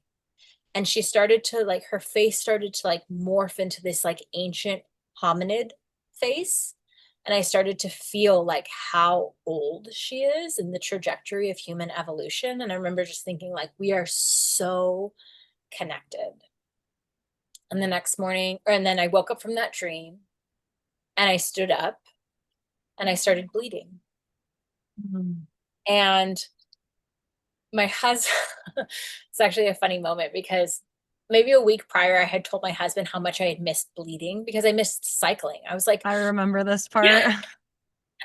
I was like crying because I was like, I'm not connected to the goddess. I'm not connected to my magic because I'm a blood witch and I'm not bleeding. And it's been so long since I haven't bled. Like I didn't expect that to be a big part of my pregnancy, that I'd miss my blood. And so of Yeah. course I like stand up and I start bleeding and my husband goes, you're a blood witch. And I started laughing with him. And then I like all of a sudden was like, oh, whoa, wait, hold on. This is actually not something to laugh about. This is bright red blood.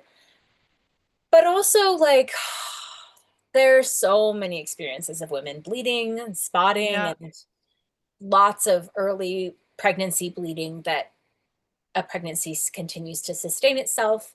Yes. And so I like the moment of panic arose and I remember calling my friend who's a midwife and she was like, I think you should go to the ER. And I thought, okay, we're going to go to the ER. And we packed our bags and we're driving down to the ER and the voice comes back is like, do not go to the ER.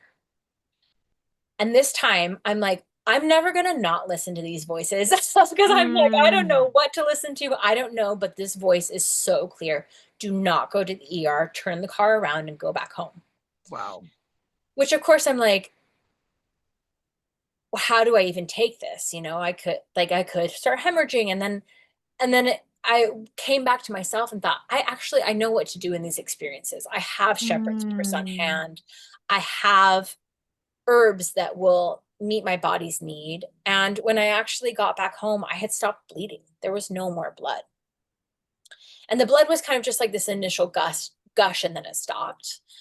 And so I sat with it and I remember like going outside and bringing my body to the earth and like doing my meditation, connecting in with my womb. And my womb was like, just stay home, just breathe, just connect to the earth. You've got this. And I actually have a friend who is an ultrasound practitioner.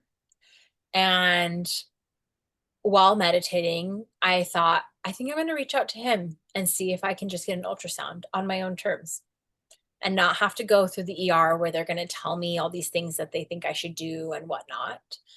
And so I was able to go see him that day, and I was able to get the ultrasound, and he was so gentle and so kind. And again, like as a practitioner, I'm like having this dual awareness where I'm like having my own experience as a pregnant woman in this room getting an ultrasound. My husband is right by my side. And I'm also like a practitioner hearing him say the things, and I see him measure. And he's like, oh, okay, 7 millimeters, head to rump measurement. And I just say, oh, 7 weeks. He's like, remind me how far along you are right now. It's like, I'm supposed to be 13 weeks. Wow. And he's saying that, and he's like, I'm so sorry. Like your baby has stopped growing and is no longer alive. I can't find a heartbeat.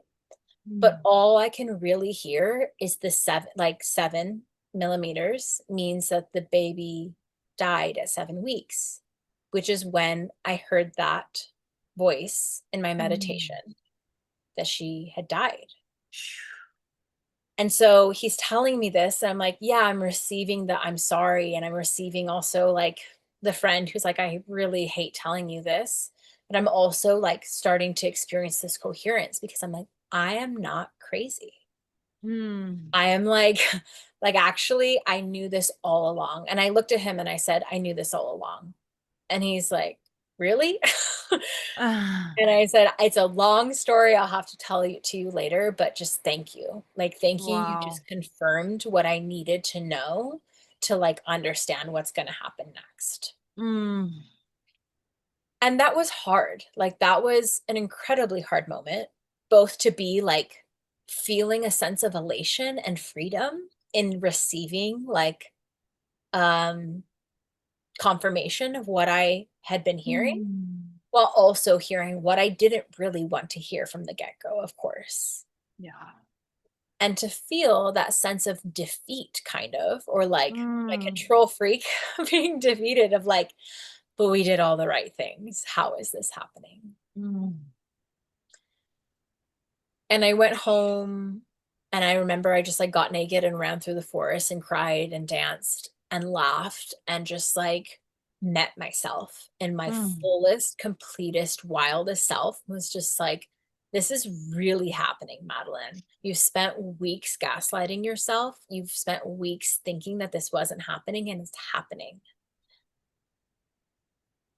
And what are you going to do? Yeah. And I went to sleep, and I woke up the next morning at 4 a.m, which is timely because in Chinese medicine, like 4 a.m. is the lungs. Long time. And I was like, grief. Yeah. Here we are. Here's grief. And it was like I just knew exactly what needed to happen because I do this work. And so I just started to feel into what herbs wanted to be present. I felt into who I wanted to be there. I crafted my meal train, and I just did it. I delegated my work responsibilities. I told the directors and the owners of the organization where I work, this is what's happening, because they knew I was pregnant. This is what's happening. I need this much time to go through a birthing process. I'm going to hand this off, that off. And they were just like kind of amazed. They're like, I'm Wow. so sorry this is happening, but like only you would like be so clear about delegating work stuff and making it happen. And I remember saying, yeah, and I know that I really need some space. Like I need to not be dealing with work texts while I go through this process. Yeah. And that night I remember sitting in front of the fire and just like meeting that part that was like, I did all the right things. Like, why is this happening? And as I was looking into the fire, I felt that like, when I feel my ancestors, I feel this like semicircle around me of them. And I was just sitting there with their support. And slowly but surely, they started to kind of like walk forward, and they like started to share this message of telling me that I was being gifted the opportunity to walk through miscarriage with ceremony. for all the times in my lineage, the ones that I was aware of and not aware of, that had happened outside of a ceremonial container, and that there was like this unresolved energy, and that those beings were wanting not just the reverential death that I had experienced in that Solata, but also like a ceremonial birth. Wow. Which also was like really beautiful to receive and hard to receive. Just like, okay, but like, why me? I thought I had alleviated myself of this responsibility. And then they kept saying over and over, no, you're the one who has the skills. You're the one who has the resources to do this the way that it deserves to be done. And so I went through a process of supporting my body to birth. I won't name like the exact herbs that I work with, because I feel like a lot of people listen to podcasts and they're like, I'm going to do that. And I'm like, no, like it's a It's a pretty, whole thing. yeah. And it's a pretty specialized formula that I crafted in response to my own constitution.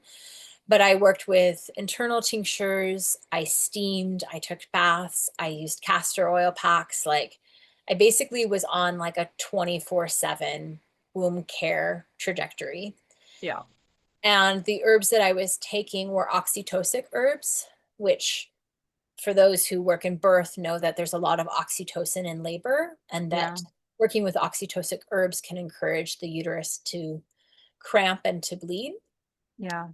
And that was incredible because I was in an altered state of consciousness, because oxytocin is also the herb of connection. Yeah. So it was How long were you doing this? This was for 6 days. Yeah, so that's a portal. Literally. Yeah. I was just completely entrenched in this process. Wow.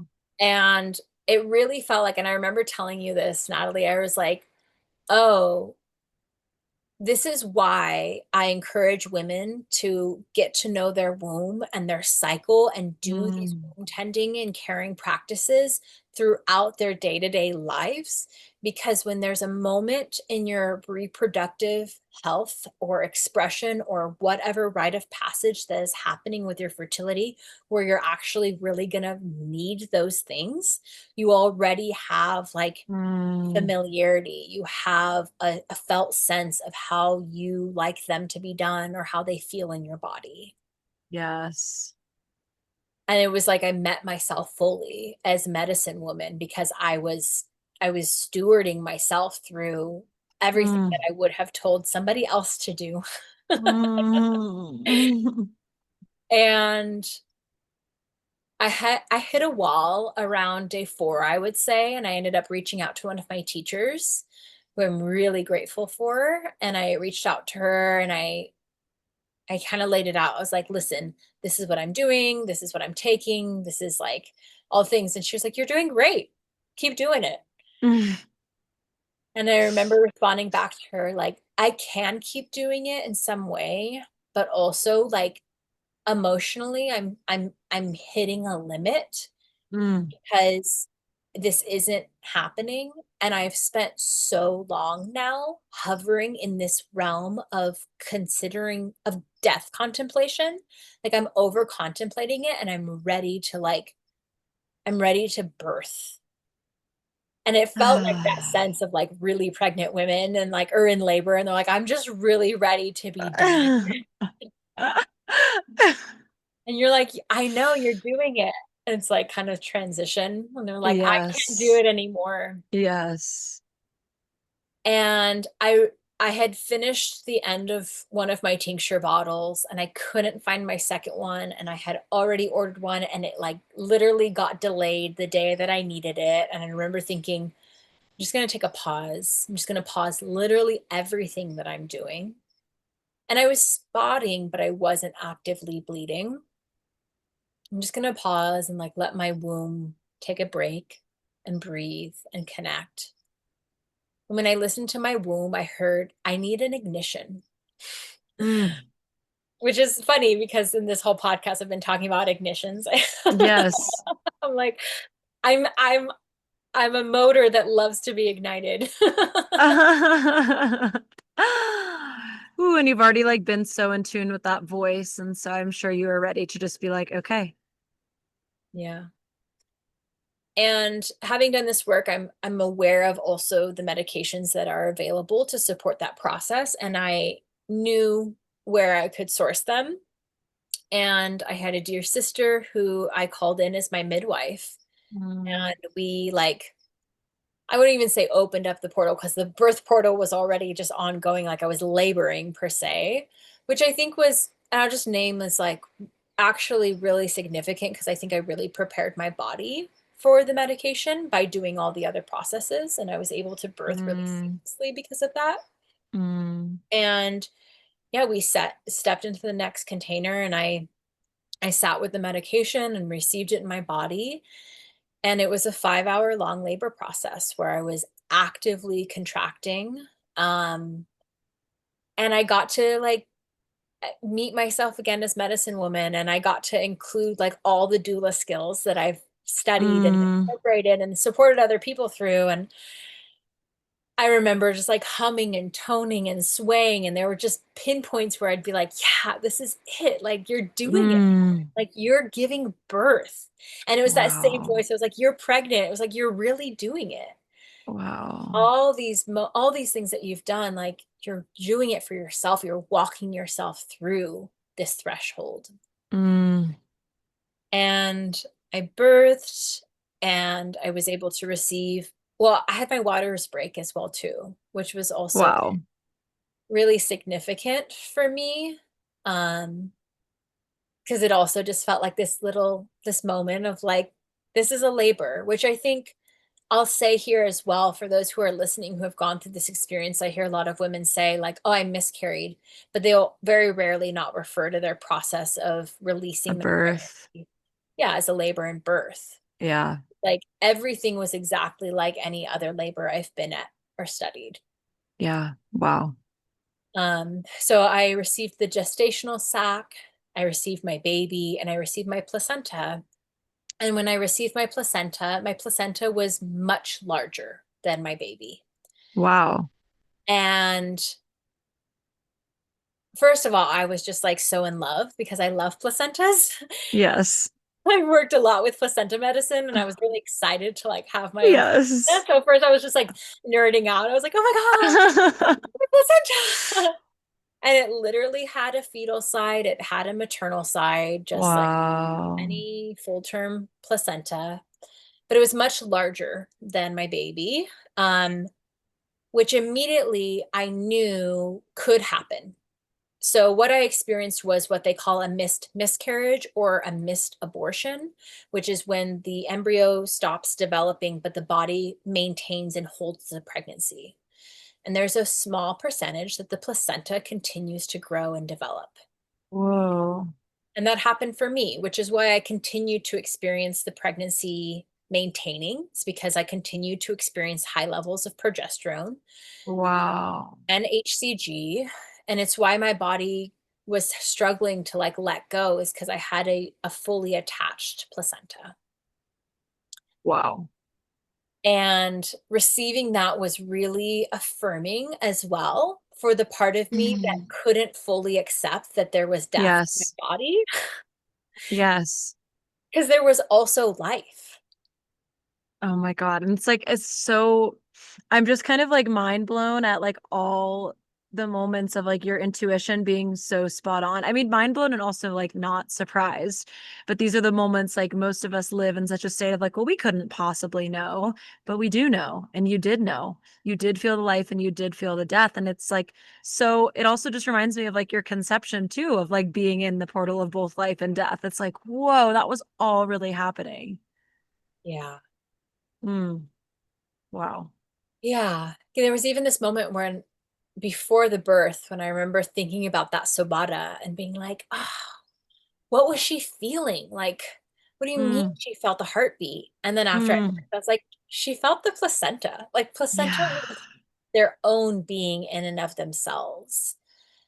Um, and immediately after I birthed, like I had the full oxytocin flush that I've seen and again, studied that women experience after giving birth, like really right before everything emerged out of me, I didn't want to be touched. Like I was literally a wild animal, like writhing on the ground. I was like, don't touch me. Like growling.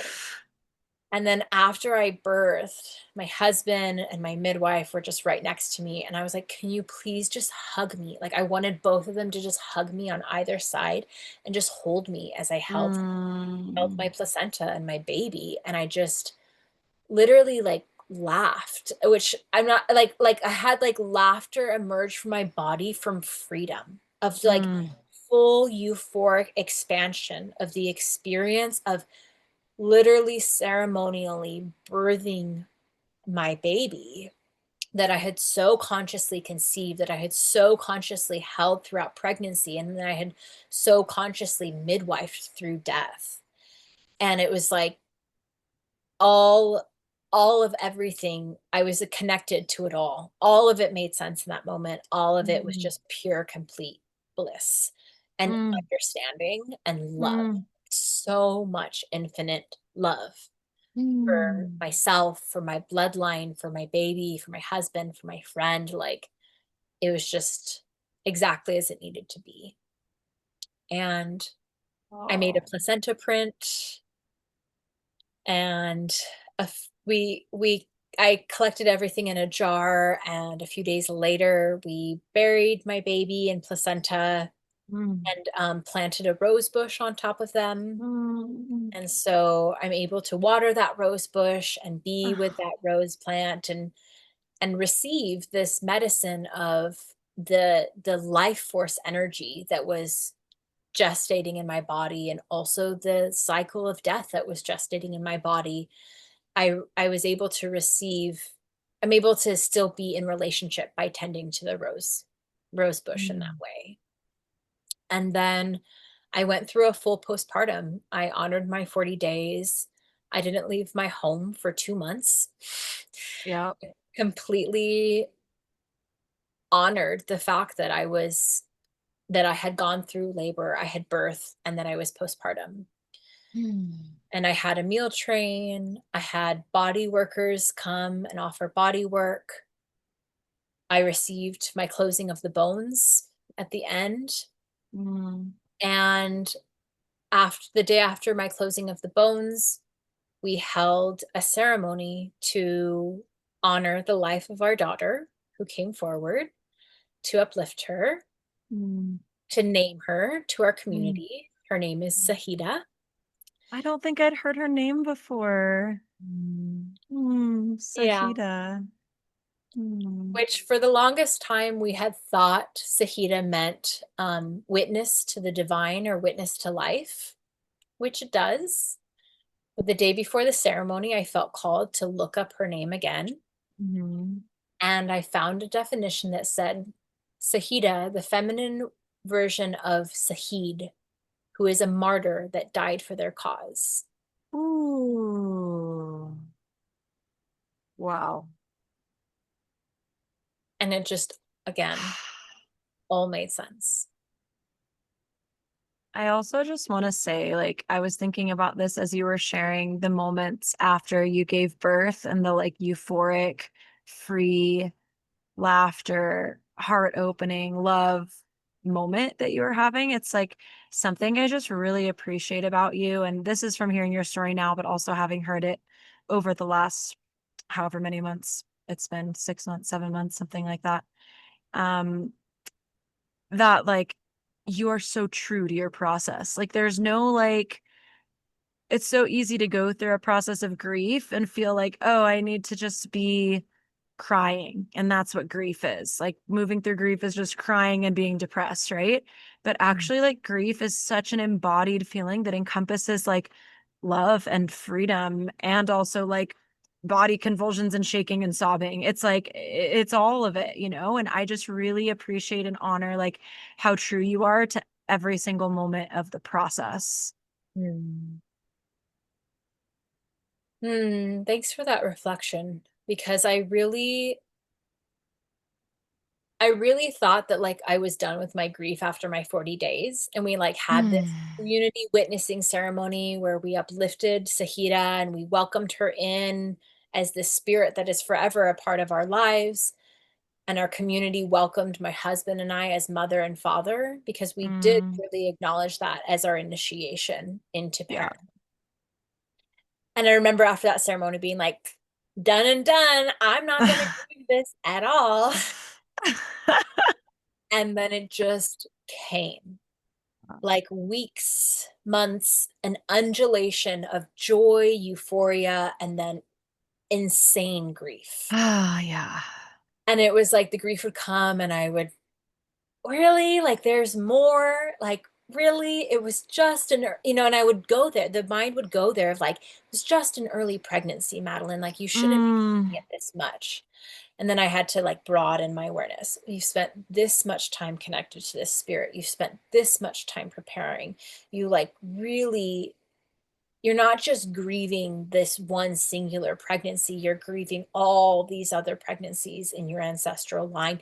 And then it started to expand. You're grieving for the collective of all the women who have experienced early pregnancy loss and release who didn't get a chance to grieve. And it just like, it was like each time my body invited me into that grief, the more that it expanded beyond my individual experience and started to show me like how I was alchemizing the web of this current cultural paradigm where miscarriage and early pregnancy release and even stillbirth is just not held through this ceremonial lens, and how thirsty and hungry everybody is for that, and also how deserving we are of that.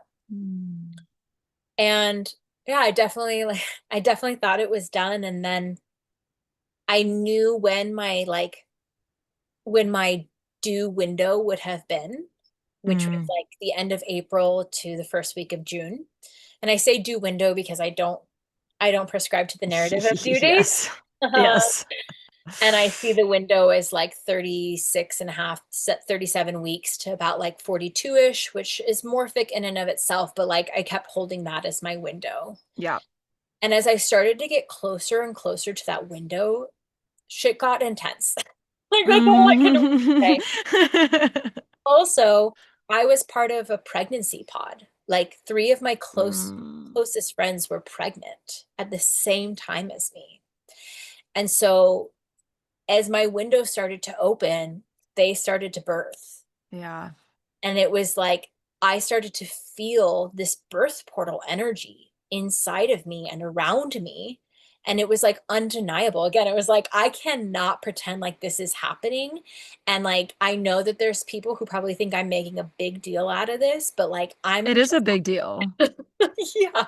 It is a big deal. It's a huge part of your life and your story. It's like, I want you to keep going, but I just feel so passionate about this that like we as a society, like these days, want to minimize so much and like sweep things under the rug, or like it reminds me of like the first bleed where you're like, oh, that's not a big deal or whatever. And then fully coming to this new point in your life where you're like, actually, this is a big deal. Like this is a rite of passage and it deserves honor and witnessing. And like, it's intense that you're the person who's bringing that forward and like holding the line as it's your experience that's paving the way for it. But it's also like so beautiful and so important. And yeah. Thank you for that. Because again, it goes back to that state where I was like, I'm not just doing this for myself. Like, I'm just going to claim this fully, because for all the times that it wasn't claimed. So like, of course it needs to be claimed loud and clearly. Yes. Yes. And what it really showed me is that pregnancy is an alchemical container. Like the experience of gestating, like literally the womb is an alchemical container, and the process of receiving a pregnancy is like many forces meeting themselves, and then the container of the womb holds what is being transformed and gestated. And that happens throughout any pregnancy, whether that pregnancy continues fully until that baby is born and alive and earthside, or even if that ends, if it births early, the alchemical container of the pregnancy maintains the gestational timeline, because there's a physiological and psyche awareness that happens on an energetic level of like, this is the timeline that we were walking together.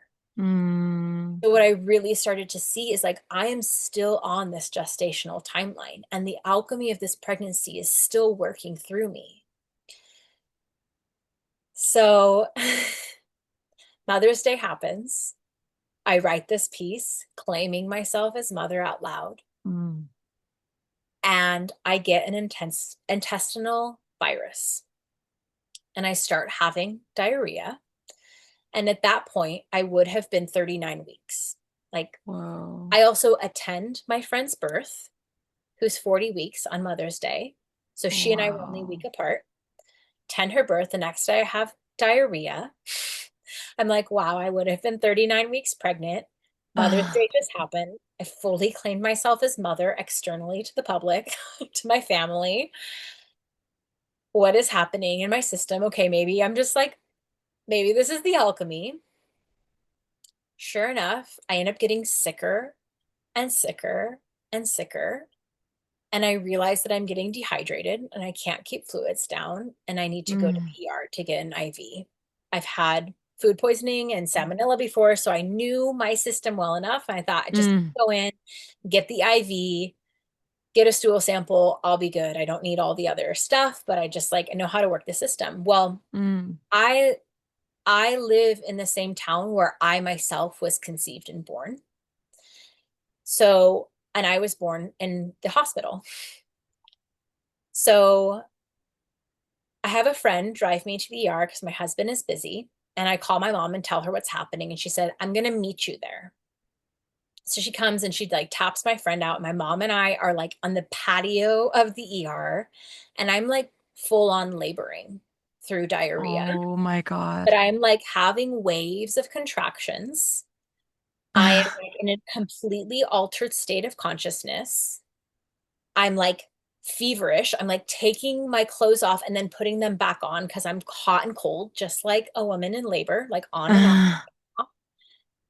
And they bring me into the ER and they are like, I'm so sorry. There's no ER rooms for you. We're going to hold you in triage until there's maybe a hallway that you can go in. I'm like, whatever, I just need the IV. And they're like, I know we can't give you the IV in triage. You have to be admitted.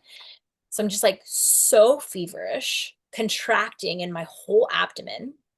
And they're like, you know what? We're actually going to put you in a hospital room.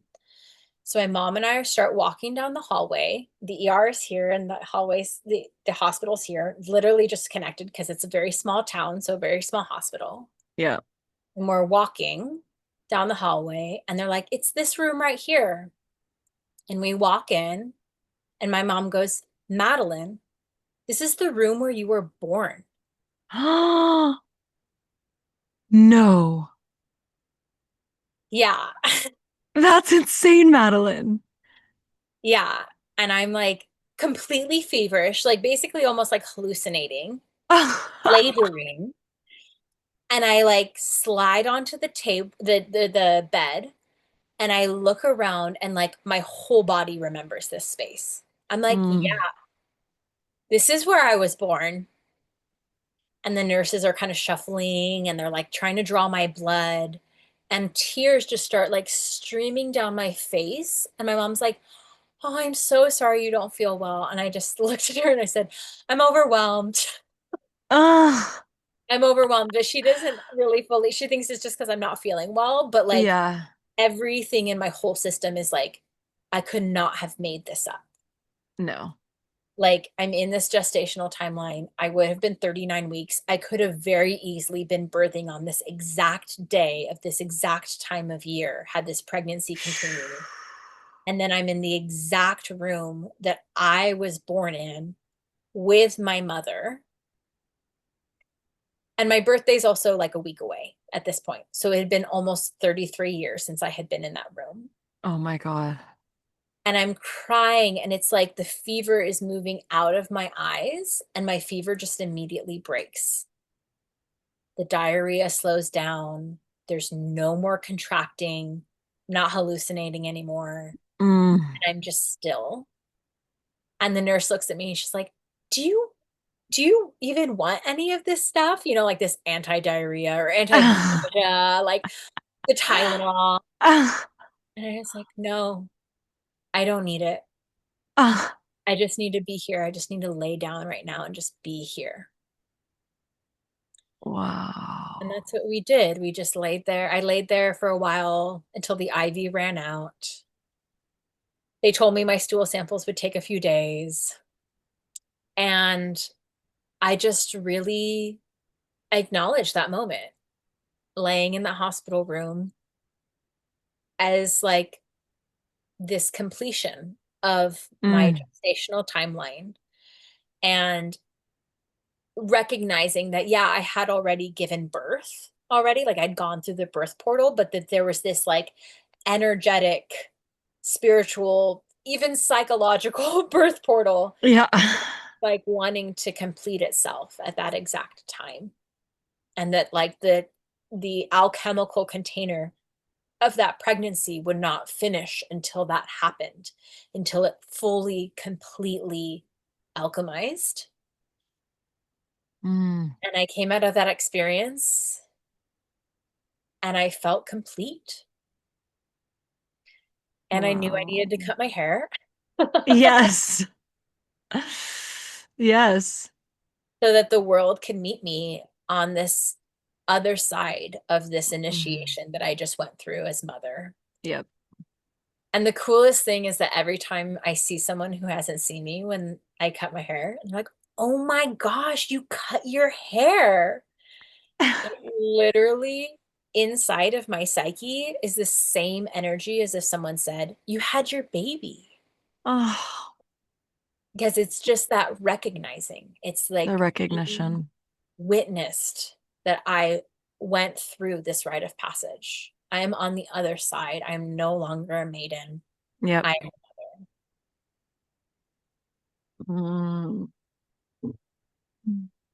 Wow.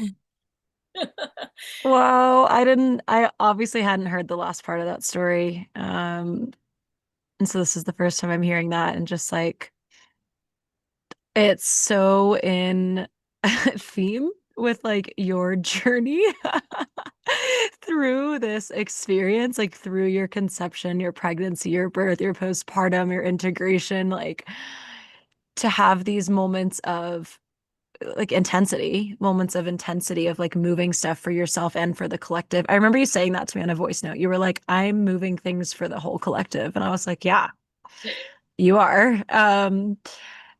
But also to like to have this synchronistic moment, like literally laying in the hospital room you were born in as the like completion in air quotes, because I know we both know that stories can go on, but your own version of completion in this very alchemical ancestral way. It's like it's kind of blowing my mind. I'm like a little bit like reeling from this story because it's so wild, and like you said, like you can't make this stuff up. And it just really like drives it home of like the depth to which you are doing this lineage healing, and like not only lineage healing for your lineage, but like you said, for like all the women who weren't able to fully honor this experience. And like I'm also so happy for you for like the haircut and how that's allowing you to be welcomed back in to the world as someone new. That just like, yeah, I mean, it makes my heart happy, like as your friend, to know that that's something that you're receiving. Because I know that's something that we've talked about a lot, that you've shared with me a lot, is like the need to be welcomed back by your community as the closing of a rite of passage. And yeah, I'm just really honored to like hold part of your story and to be a space where you could share it, because I know your story is really important for a lot of people to hear, because Mm. you're doing this work for not just you. Um, yeah, I'm just taking a deep breath with you for the enormity of it. Thank you. I have chills. Mm, me Feels too. good. Yeah. It feels good to share the story in its entirety as well, too. Yeah. Yeah, I agree. Because everything, there's so many moments that tie together, which I think I feel that when I interview women on this podcast, like something I often say is like when you come and share your story in a space where especially when we're telling like our blood mystery stories, it's like you're weaving together the myth of your life and you realize that your life actually is your own like personal mythos and every moment leads into one another and the same themes come up for you to heal and move through and your story and the fact that you're able to see it that way because you're so in tune with the voice of your womb and your intuition and this like greater vision of your soul. It's like it's so beautiful the way that you weave your story because you're aware of its myth, you know? And I think that's such a gift to the people listening and to the future generations, like for you to be doing this work. Like that's and the past generations, you know? It's Yeah. all of it. Um Yeah, and I'll say like Sahida has been one of I've had really great teachers, but she's one of my greatest teachers and has really invited me into myself more than anything. mm, Has really like shown me because she'll say things to me sometimes like be who I want you to be as my mother or like who is my mother? mm. She'll just ask who's my mother and then I'm like oh yeah like Oh, as your mother, I am embodied Madeline. I am medicine woman. I am walking this path and not just for her, but because of everything that we've gone through for all that has been everyone that has been impacted by this experience. And also it feels important to say for the women that have also gone through this experience is there's a scientific term for something that we all know, which is called fetal microchimerism, which is the understanding that fetal cells stay in the mother's body for the rest of her life from the moment of implantation. Because wow. it's at implantation that a fertilized blastocyst at that point connects with the maternal bloodline, and there's a reciprocity, there's an exchange, there's back and forth developing cells.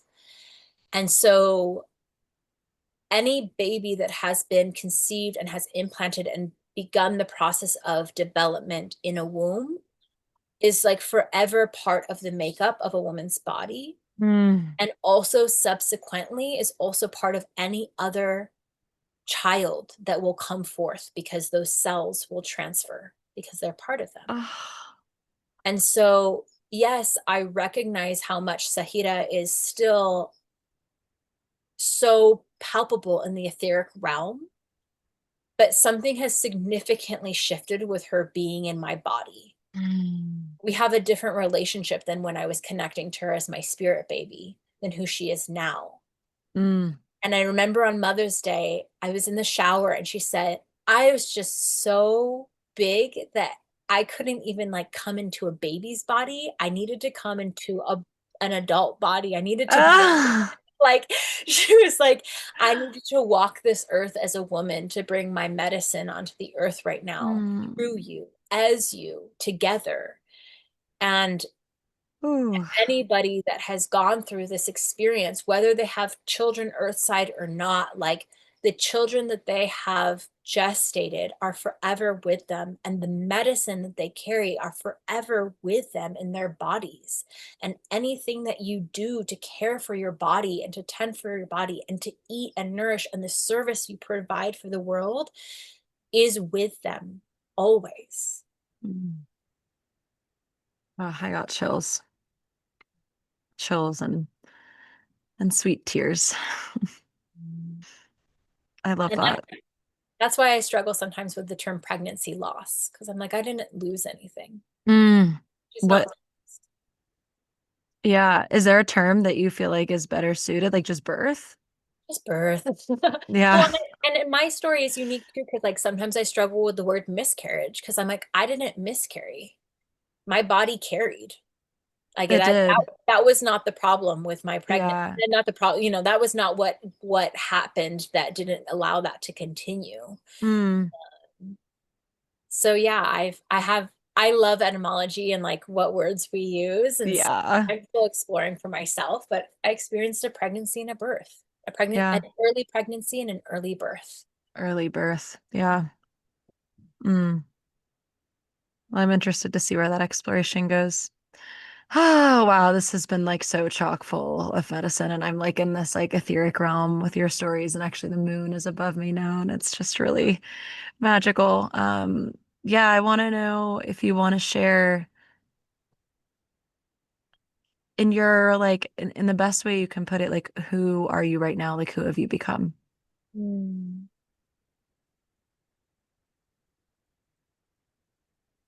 Yeah, I'm a childless mother, and like that Mm, feels really special to embrace at this time. I remember like shortly after after I birthed, close friends and even strangers, not strangers, but like people, acquaintances would be like, "Well, when are you going to get pregnant again?" And I remember thinking like, I just I can't even think about that right now.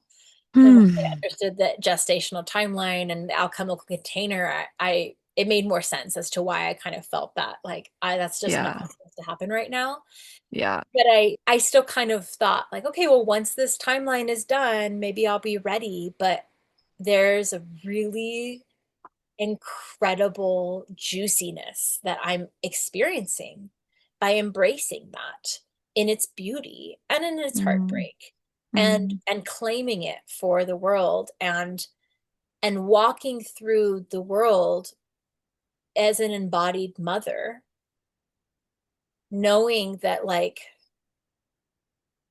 motherhood has radicalized me to be of service and to mother beyond a human form, my own even created human form, but like other people's children, and to be of service to the mother, and to continue to deepen into my devotional practices to serve and to be of um and to be a pillar of womb wisdom for this time before I start to explore inviting in another being, and moving through another gestational timeline and alchemical container. And I told a friend, I was like, this is going to sound crazy, but it feels so good to not be pregnant right now. wow. As someone who has wanted this for so long, I'm really enjoying not being pregnant. Mm, It's intense. yeah. Yes, there's the nausea. Yes, there's the physical discomfort. Yes, there's the hard time sleeping, and there's the peeing. And then there's the alchemy, the energetic ancestral alchemy that takes Yeah. place that is like no other. There's no plant medicine that can match that, in my opinion. I agree. I haven't been in it and I still agree. It's like that. It's the most, yeah, it's the most psychological or not psychological, psychedelic. It's like the most psychedelic and deep thing that a human can do. Yeah. And mm, wow. So yeah, I'm enjoying walking through the world knowing that and having experienced it and embodied it, and then just not being in it for the moment, and just like living and being in joy and settling into my new home and just walking through the world with me and Sahita in my body right now. Mm, mm.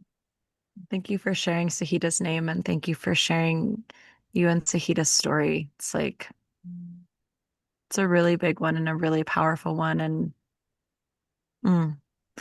It's so funny when I get to the end of these episodes because I'm like, my last question is always if there's a piece of womb wisdom you'd like to leave the women listening. And it's funny because I'm always like, well, you've already given us so many gems, but if there's one piece of womb wisdom, Madeline, that you would like to leave the women listening today, what might that be? Mm. I think we all have our sacred roles in life, and especially to those who are conscious of the initiations of the womb, and who are ready to or have already reclaimed these experiences as rites of passages.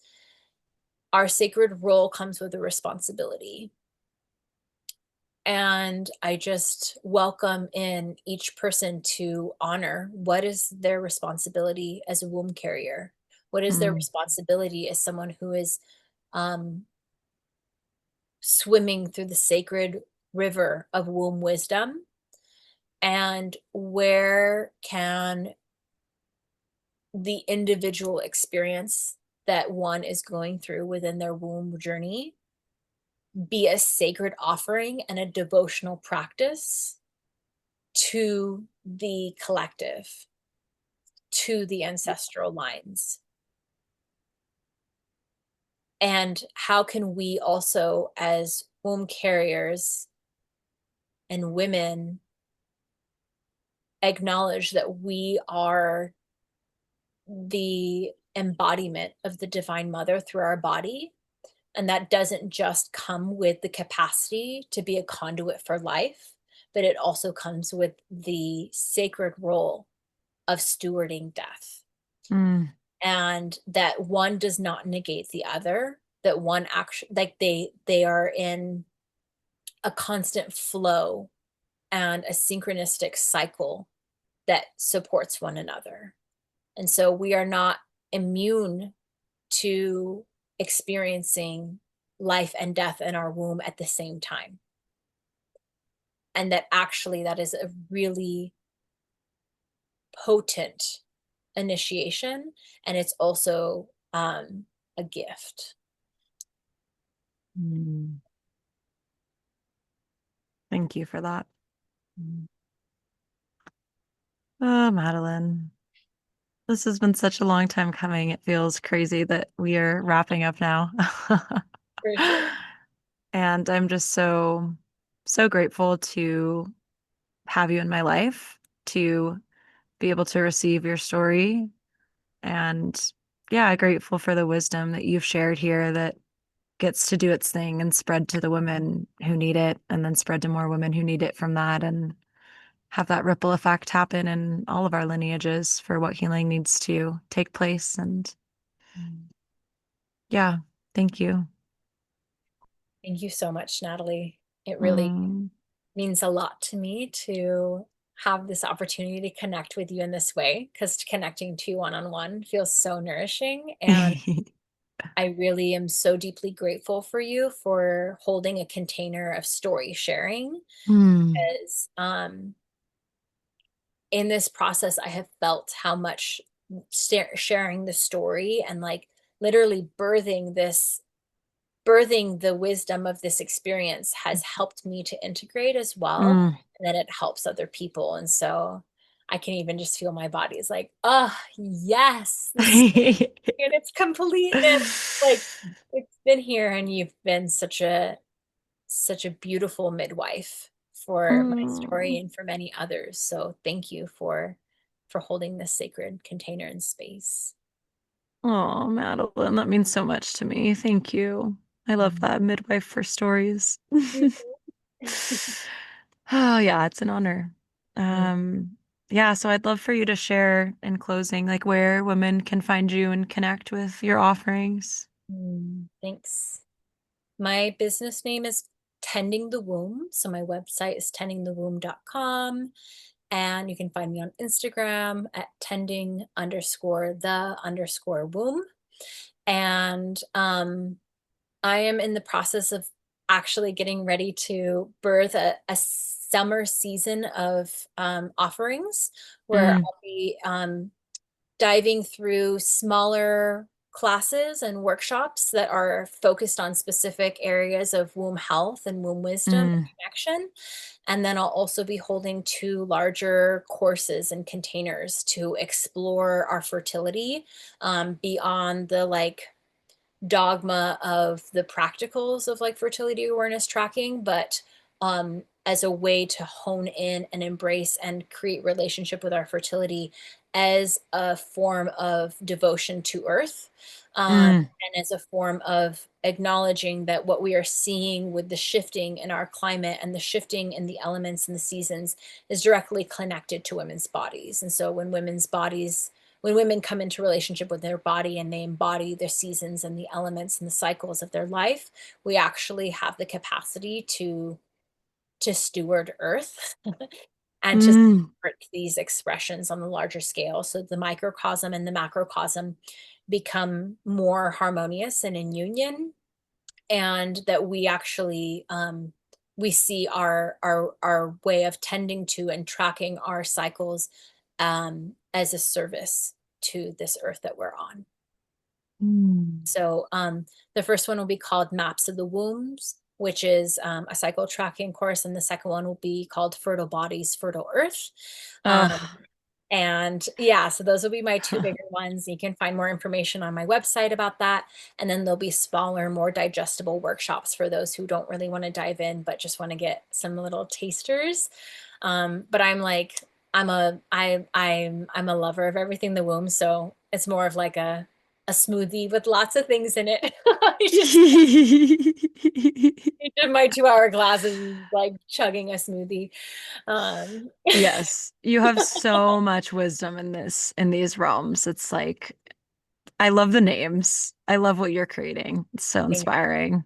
Thank you. I appreciate it. So yeah, I'm excited to put those out there. And if anybody also feels important to name, especially with the context of this story, that like if anybody is navigating an experience through an early pregnancy that is being birthed, or they have found out that they're experiencing a missed miscarriage, I'm here as a support person, and I offer ceremonial containers and also just support on practical levels, setting up meal trains and just helping people to get their needs met through those processes, as well as a plethora of other womb care tending and work that I do. But that just feels important to name, that if somebody's listening to this and they're navigating this, or they went through this and they need help integrating and processing it, I offer that support and care.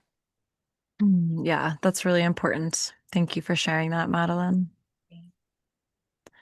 Well, it's so interesting because we started with the dropping in and had that part recorded, and I'm kind of feeling called to do the dropping out on the recording as well, if you're open to that. Absolutely. And just like bring everyone into the like full ceremonial experience of this podcast recording, which feels really important for me. I've shared this before, maybe in intros of the podcast, but it just feels really important to me to treat these. And I do. I like set a space, I say prayers to the goddess and all before I even get on with women. And we do this dropping in, and I'm tending to the energy field while we're recording. And then at the end, there's like a very intentional closing. And it feels important to name that because this podcast, it feels bigger than me. So it's funny to even say my podcast, this space is a very deeply transformative space for everyone, for me, for whoever is sharing their story, and for everyone who listens. And so I try to hold it as such. So yeah, just inviting you to come back to that place where we began, of feeling your feet on the earth.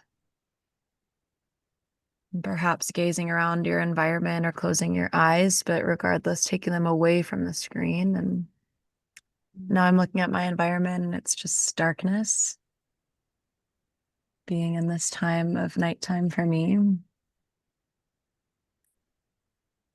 And I invite you, Madeline, and if you're listening to this podcast, you can be doing this for yourself and what is true to you in your environment right now, to just come back to the here and now, June 14th, Saturday, 2025. For me, it just hit 7 p.m. And for you, Madeline, I believe Pacific time is 5 p.m.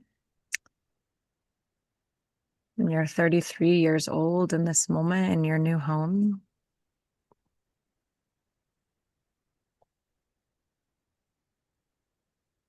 In the mother phase of life, the childless mother phase of life. Here, almost just a week from summer solstice. And just taking a couple deep breaths into all of that is true in this very moment right now. Our stories take us to so many different timelines and planes of existence. So just coming back to your body and the truth, the reality of this moment. And whenever you're ready, you can come back and we can say bye. Thank you, Natalie. Thank you so much for being here, Madeline. It was such an honor. Likewise. Thank you for tuning into the wisdom of the womb today. It's truly such an honor to bring these stories forward to you, and it would mean so much to me if you'd rate and review this podcast so that it could reach more women. If you're looking for deeper support, you can find the link to join our online community, the Cyclical Living Circle, in the show notes below. There you'll also find the links to book one-on-one virtual sessions, shop the Herbal shop, and any group programs that I'm currently offering. Plus, you can follow me on Instagram, and I love to connect with you all there. All right, see you next week.